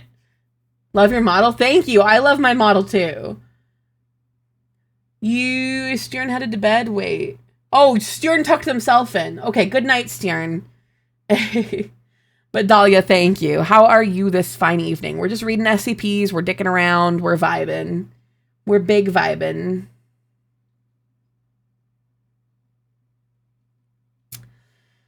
The point of divergence between Prime and Alpha 3 seemed to be around the 12th century, when Alpha 3's version of the Catholic Church took a different approach toward anomalies in the Prime timeline. Instead of condemning the anomalous as heretical, the Church incorporated it into its belief system and encouraged research into it. A specialized Church jurisdiction, the Sanctifactio Contentium Pontificatus Congregatio, was established to conduct anomalous research under the Oratrice Mécanique d'Analyse Cardinal. Hi, Bagel. How are you? I also love SCPs. I have been reading them since high school, and they have changed so much. The Latin, everybody wants to rule the world during a 40K reference. Yeah. I think that's really funny, actually. It was established to conduct anomalous research under the supervision of the Council of Cardinals. You ruined your scape? Good. A priority direction of SCPC research was to achieve sainthood as a rejection of the flesh and the material world. As a result of SCPC efforts, the Church perfected an anomalous procedure known as beatification. The exact details of the procedure are unknown, but eventually it entails the removal of all an individual's flesh and the bounding of their soul into their skeleton. Beatified individuals lose the capacity to move on their own, but gain telepathic abilities, including their power to mentally influence and mind control any Catholic individual within a certain radius, and operate anomalous mechanical construct known as reliquari, which are used as a means of transportation in war machines. They recognize the weakness of their flesh. That was the moment where they understood the weakness of their flesh. In 1392, the ruling pope underwent beatification and declared himself to be the Pope Emperor of mankind. The papal states were refashioned into the Sacrum Humanum Imperium. Footnote 5 says Holy Human Empire, aka SCP-7503. With the mind control capabilities of Beatos over the Catholic population, soon SCP-7503 exerted dominance over all of continental Europe. More like the Pope underwent yassification. Armed with the reliquari and other anomalous weaponry, 7503 launched a global crusade against all non-Catholic nations. By 1492, the last alliance of the Shah dynasty and the Daevite Empire were crushed, finishing SCP-7503's conquest of Earth. 7503's technological and thaumaturgical capacities continued to grow exponentially. By 1588, it had achieved space travel as well as rudimentary terraforming and habitat building that allowed them to colonize the solar system. By 1630, FTL was mastered, marking the beginning of 7503's expansion into the Milky Way. As soon as alien life was encountered, it was declared heretical, and the Eternal Crusade was launched to purge the Milky Way of non-human life. The crusade initially took extraterrestrial civilizations, with many of them being technologically inferior to 7503 by surprise. And the 7503 achieved rapid success in conquering large portions of the galaxy, eventually remaining and more advanced alien civilizations organized to resist 7503. This coalition was named the Covenant of the Second Hightoth and managed to stall 7503's conquest. With its space expansion halted, it is believed that 7503 has turned its expansionist tides into alternate versions of Earth, specifically the Prime Timeline. Interviewed, Julius Avicena. Interviewer, Dr. Chakrabarti. Forward, Chaos Apostasy operative Julius Avicena agreed to offer all possible information on 7503. The following log is part of a continuous interview process. Greetings, Julius. How are you feeling today? Is there anything I could do to make you and your companions more comfortable? Greetings, Dr. Chakrabarti. Thanks, but I believe we're all right. Well, I could abuse your generosity to ask for more chocolate bars. These are considered luxurious desserts back in the Imperium. A pleasure reserved for high church officials. Boccato di Cardinal. A dish for a cardinal. Expression of Italian origin used to indicate something is delicious. Probably used here in a more literal sense. You know, those ambitious enough to climb up the ladder, but not fanatic enough to want to be beatified. There actually is another thing I'm really enjoying here. Being able to finally relax and not worrying about warding off indoctrination every single moment of my life. I'm glad to hear you're finding some rest here. As I understand, you found a way to break the indoctrination. Why are you so worried about it? Indoctrination is both quite a simple concept and a difficult one to understand. I've been reading the document you provided me on the Scientia. You call it memetics. Scientia. You call it memetics. I can see the similarities with the SHI indoctrination, but I'm not sure if I would call it a memetic effect. I'm not an expert by any means, but at least to me, it appears to be working differently. There are certainly a lot of things even we still don't understand about memetics, but I agree with your assessment. This indoctrination might not be memetic in nature. The telepathic abilities of the Beatos can certainly play a role. What else could you discover about it? Reading your documents on the... What are we listening to? Is this a Chinese version of Be a Man? From the live-action Mulan? I never watched the live-action Mulan. Maybe we'll start movie night earlier tomorrow. This had Jackie Chan in it?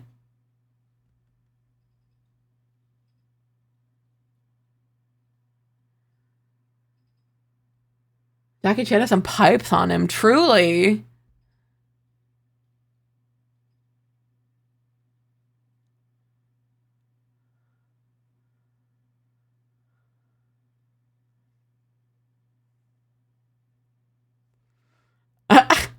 Sorry, I got distracted by this song.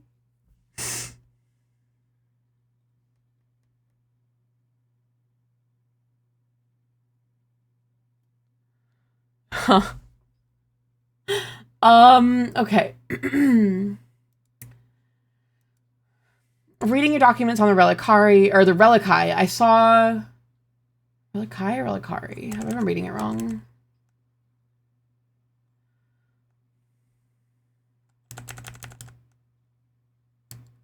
I saw you were already aware of the requisites. In order to be susceptible, you need to have received 3 initiation sacraments: baptism, confirmation, and Eucharist. But you missed a nuance. The sacraments are not enough to maintain total control. A certain degree of true faith seems to be needed. People have to actually believe those sacraments mean something, and that the church has the truth in order to fall for the indoctrination. If that faith is somehow shaken, then the indoctrination can be broken. It's not common, but some people will just spontaneously have a crisis of faith and break free. Were you one of them? No. Others like myself may need a little help. When the apostasy identified me as a possible recruit, they approached me with an offer, their very own brand of Eucharist. They found that certain high-concentration amnestic drugs can help to break long-term indoctrination, but it's ultimately your choice whether you take the pill or not. You can see it as a new type of communion wafer. In some cases, it's harder to live without faith. Anyways, we're always on the lookout for those at the breaking point of indoctrination. Not only because we need more recruits, but because joining us is the only way for them to survive. Otherwise, they will be easy prey for the Horizon Inquisition.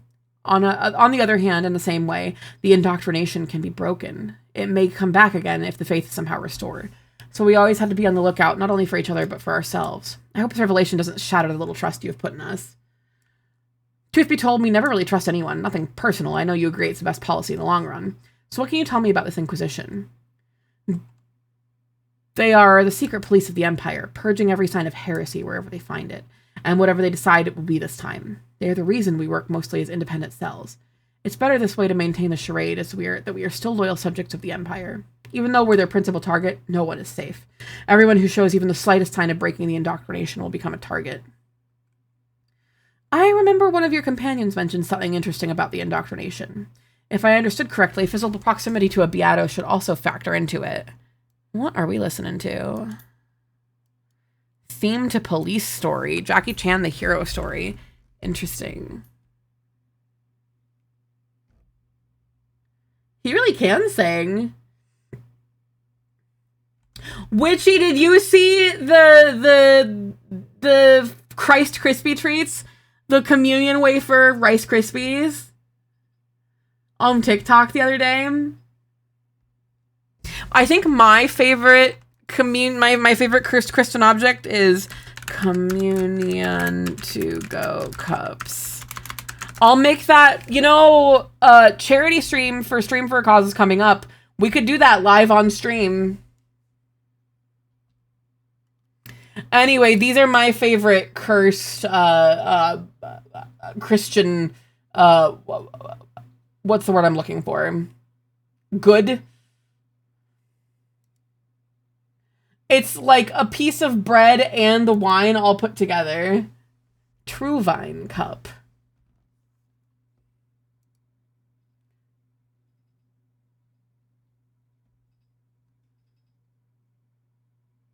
Designed to fit in communion cup trays and pew cup holders. Oh.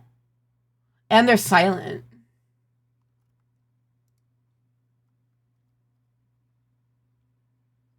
Anyway, that's my favorite, cursed.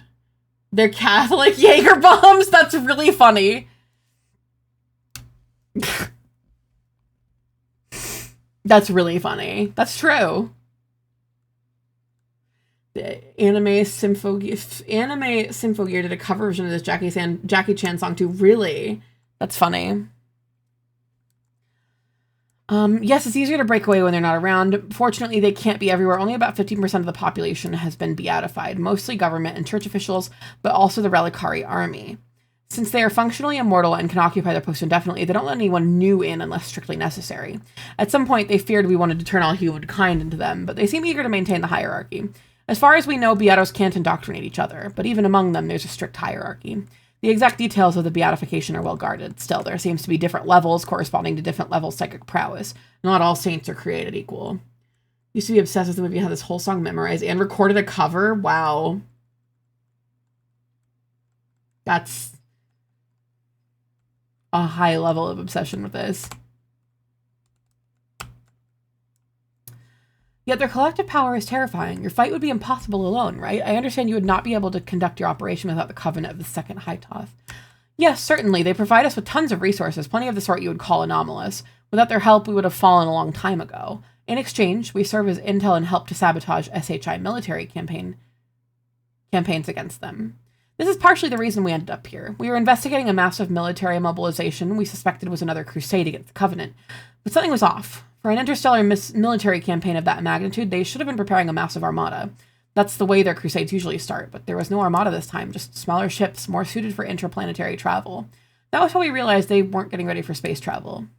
Please, go on. We were already aware of parallel timelines because of Covenant intel. We also gathered some information suggesting SCPs was looking into time-related anomalies. So we got suspicious. We managed to steal one of their ships and confirm it had been modified for trans-timeline travel. Any timeline I'm in is a trans-timeline. Anyway, this explained the lack of interstellar armada. They didn't need one if their plan was to invade Earth. Another Earth. So you decided to leave everything behind to warn us. A very brave and risky move. Some may even doubt you did it for, pardon the expression, Christian charity. I know you have a lot of reasons to be distrustful of us. As we've said before, you're free to check our ship's logs to corroborate what we're telling you, but even that's still a bet. They could be fakes for all you know, but even men of science like you have to sometimes take a leap of faith. Whether you believe me or not, my conscience is clean, and as for this being a charity operation, let me tell you something.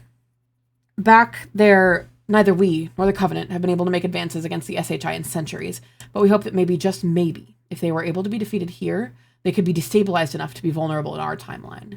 We, the apostates, won't rest until the Empire is gone. We'll try anything to have our victory, no matter how hard, dangerous, or lunatic.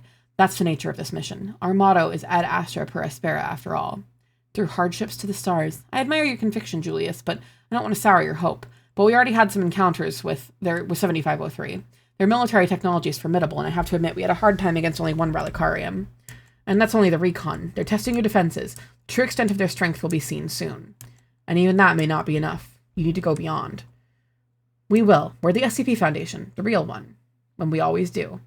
One last thing, Doctor. I know they are still your allies in this timeline, but I would not put a lot of trust in them. In who? The Horizon Inquisition. The ones you call the Initiative.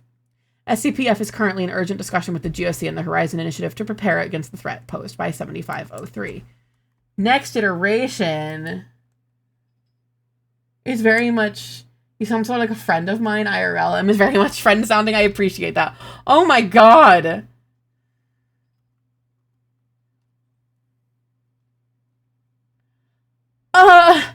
Perturbatio, Praetorian, Periculum, Cruzada.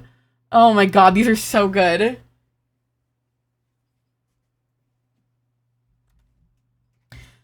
Speciale Contritio Poenitentium. This is incredible. So far, none of the missionaries sent to SCP-75... Sorry. So far, none of the missionaries sent to SCP-7503 have been received appropriately. 7503 insists on ignoring God's word and denies the gift of grace. Stronger missionary expeditions should be sent in order to bring SCP-7503 into the light. An inquisitorial auto de fe led by Maximus Physicus Imperator... This is getting ridiculous. Maximus Physicus Imperatorius Cardinal Apollinaire. Good lord. Thanks for the stretch and posture check. Inquisition style. What? You get to drink from The fire hose. Hydrate. Everybody take a big drink of water. You know, water go fill yours up because when I drink well today. Cosmo is our reason for drinking. Thank you, Cosmo. I take a big spippy. Oh.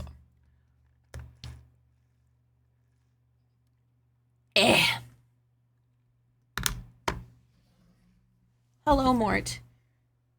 Hello, young man. Tell us, Prophet. Tell us, Prophet. What does the Omnissiah think of all this? Hello, handsome boy. Come hither. Come say hi to chat. Would you like to say hi to chat? You talk your shit. Oh, handsome boy. I bet I could just hold him like this. Oh, wow. Oh, your eyes are bugging. Oh, eyes bugging. One day I'll do a face reveal so you like, and I'll get all made up. So, oh my god. Oh, he bugging. And then Oni came in and he started bugging harder. I'm really afraid of letting go of him because he's just gonna fucking launch. Oh. There we go. There's the cat boy and the boy cat.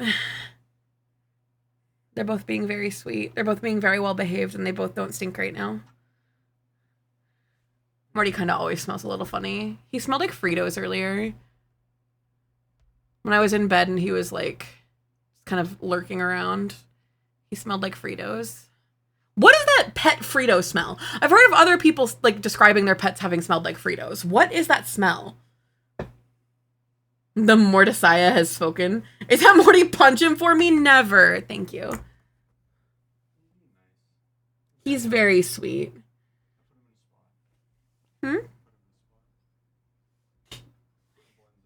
He really does blend in. Sometimes when I'm on FaceTime with Kyle, I'll be like, oh my gosh, look at my baby. And I'll point at the fucking black blob of like blanket.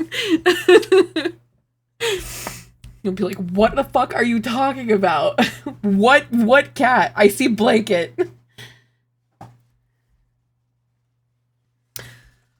Huh? Are there enough for you to have one too? Okay, good. Thank you. I appreciate you. If they come in a multi-pack at work, will you get the M&M ones next time? The M&M cookie ones? Those are my very favorite. I appreciate it. There's something about the M&M ice cream sandwiches. That is up there with my favorite ice cream, like, sandwiches. Like, ice cream in general, bar none. There's something about the cookie on those. It's so fucking good. That weird paw smell. That's what I'm saying, Blue Man. If you had clones of yourself, what would you do? Make out and then sit around and watch myself and wait to have a seizure to see what it would look like. I wanted to know what they look like. Like, not like, I wouldn't say I like blocked it out, but I don't really fully remember what, there can only be one, like Highlander. No, I've just been curious about what a seizure looks like, and I don't know that blocked it out is exactly the right term, but my ex did record me one time having a seizure, but I like asked him not to. I was like, hey, I really don't want you to do that, because he was also like recording me like during arguments when I was like hysterical. Wow, sorry, that was a random trauma dump. Sorry, didn't realize I was doing that. My bad, guys.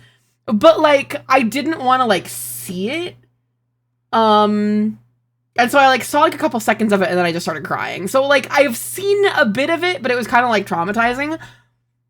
So I think the only person I'd feel safe doing that with is probably me. I should mail that motherfucker a present. I've thought about it so many times. Sorry, you guys. I just like, it was more like just stating it aloud. And didn't realize how trauma dumpy it could come off as. I apologize for that. I don't like doing that on stream. I don't mind like talking about shitty shit that's happened, but I also don't want to just fucking, are you talking about M&Ms and asking Oni for something? You talking about M&Ms and asking Oni for something reminded me of that AITA about the girl training a guy like dogs. Oh my god, I just saw that one today, where you would give the guy a peanut M&M every time he did something good. To be honest, I bet I could get that to work on Oni. And Sprout for that. I don't even have to give Sprout a treat. I bet I could get that to work on Oni.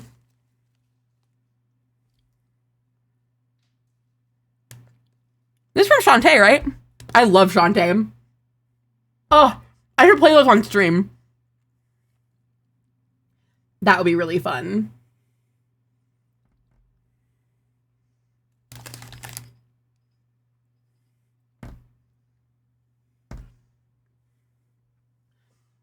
You work on me, probably have already been brainwashed by the Marine Corps. We should go put powdered mashed potatoes in that guy's yard before the rain so the powder won't come out and go on the ground and kill the grass. Yeah.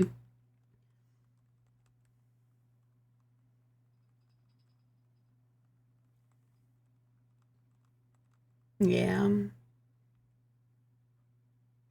Man, his fucking lawn started dying the second I moved out anyway. His house is right near the laundromat where Oni and I go, so very, very occasionally we'll go back home the other way, and I'll drive by that house, and I'll be like, fuck you. Fuck you. Fuck you. Your lawn looks like shit since I moved out. Fuck you.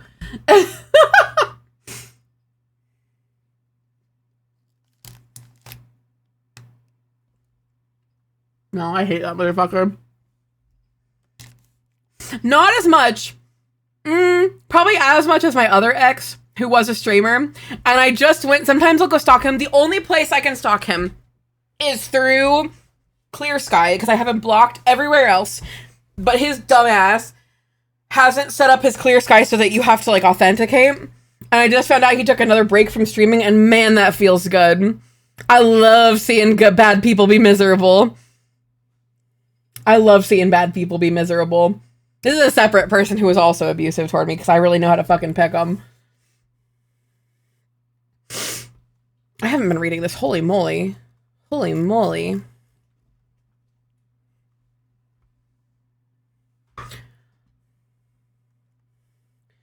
So far, none of the missionaries sent to 7503 have been received appropriately. 7503 insists on ignoring God's word and denies...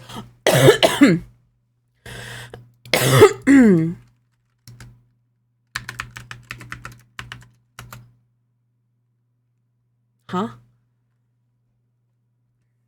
I'm great at picking them too, yeah.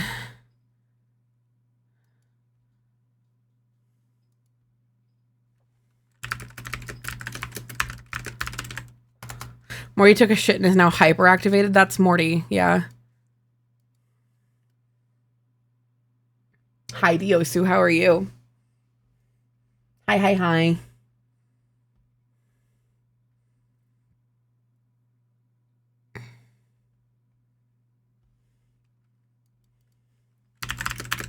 Tired? Me too as well, honestly.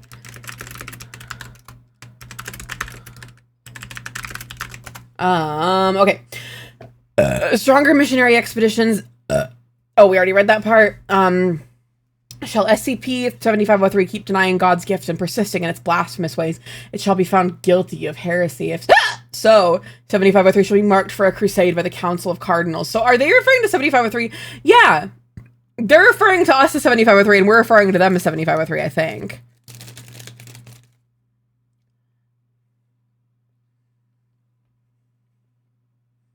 Very cute. 7503 refers to an alternate creation that was also bestowed by God with the gift of humanity. 7503 Homo sapiens inhabitants are believed to be possessors of an immortal soul just as humans from prime creation, for God would not have created beings in his own image without blessing them without a soul, or with a soul. 7503 is assumed to have fallen from grace the same way as prime creation did, since its humanity is also accursed with the damnation of the flesh. In Warhammer,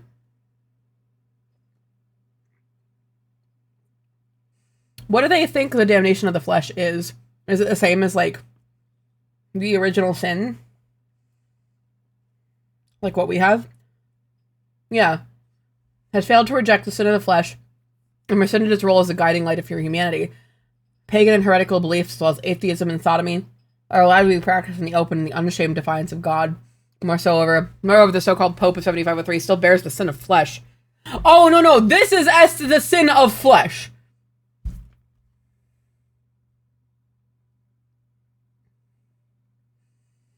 That's when you get a big round spots all over. Wait, that's Dalmatian of the flesh.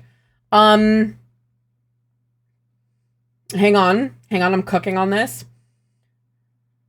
No, Cosmo, that's when you put, the flesh into a big coffee thing that bubbles up from the bottom, or from the bottom, the water in the bottom bubbles up, and then it brews, and then it kind of, like, goes through, and it does, like, this little, like, tick, tick, tick, tick noise.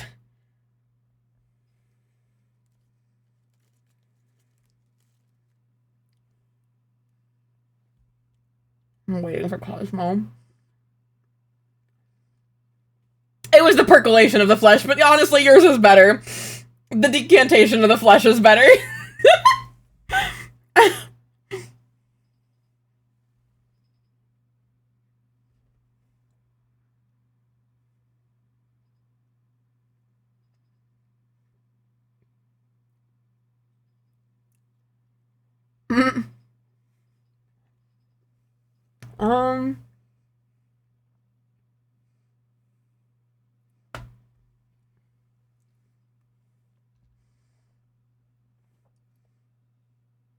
Sacrum Humanum Imperium to purge sin wherever it may lay. Amen. Damn. The D's nutting of the flesh.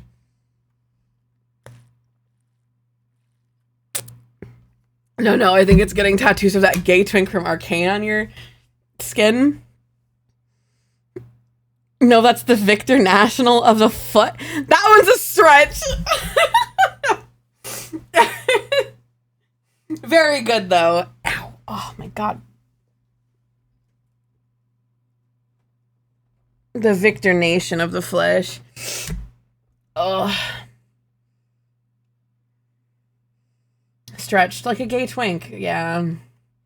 The gratia of God is infinite, so is the sin of man. Infinite is thy Lord's creation, as above, so below. Humankind's in a superposition between sin and grace, for only logos can collapse it. Anyway, it's been 3.5 hours, and I'm losing steam. And as much as I want to finish reading this, I need to raid out to somebody. I'm losing my mind, you guys. I've had fun. I wish to go and cuddle my cat boy and perish.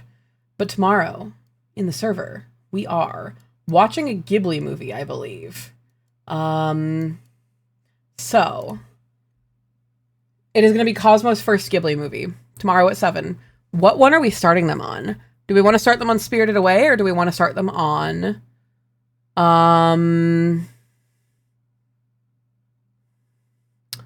Howl's Moving Castle? Personally, so Sprout had also never seen, well, because Spirited Away was the first one I saw, and then Howl's. It gave me a different appreciation for why Howl's Moving Castle was so pretty, you know? That's my thought. Because Howl's is my favorite, don't get me wrong.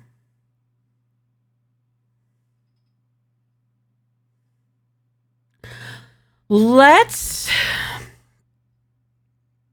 are we gonna go say hi to?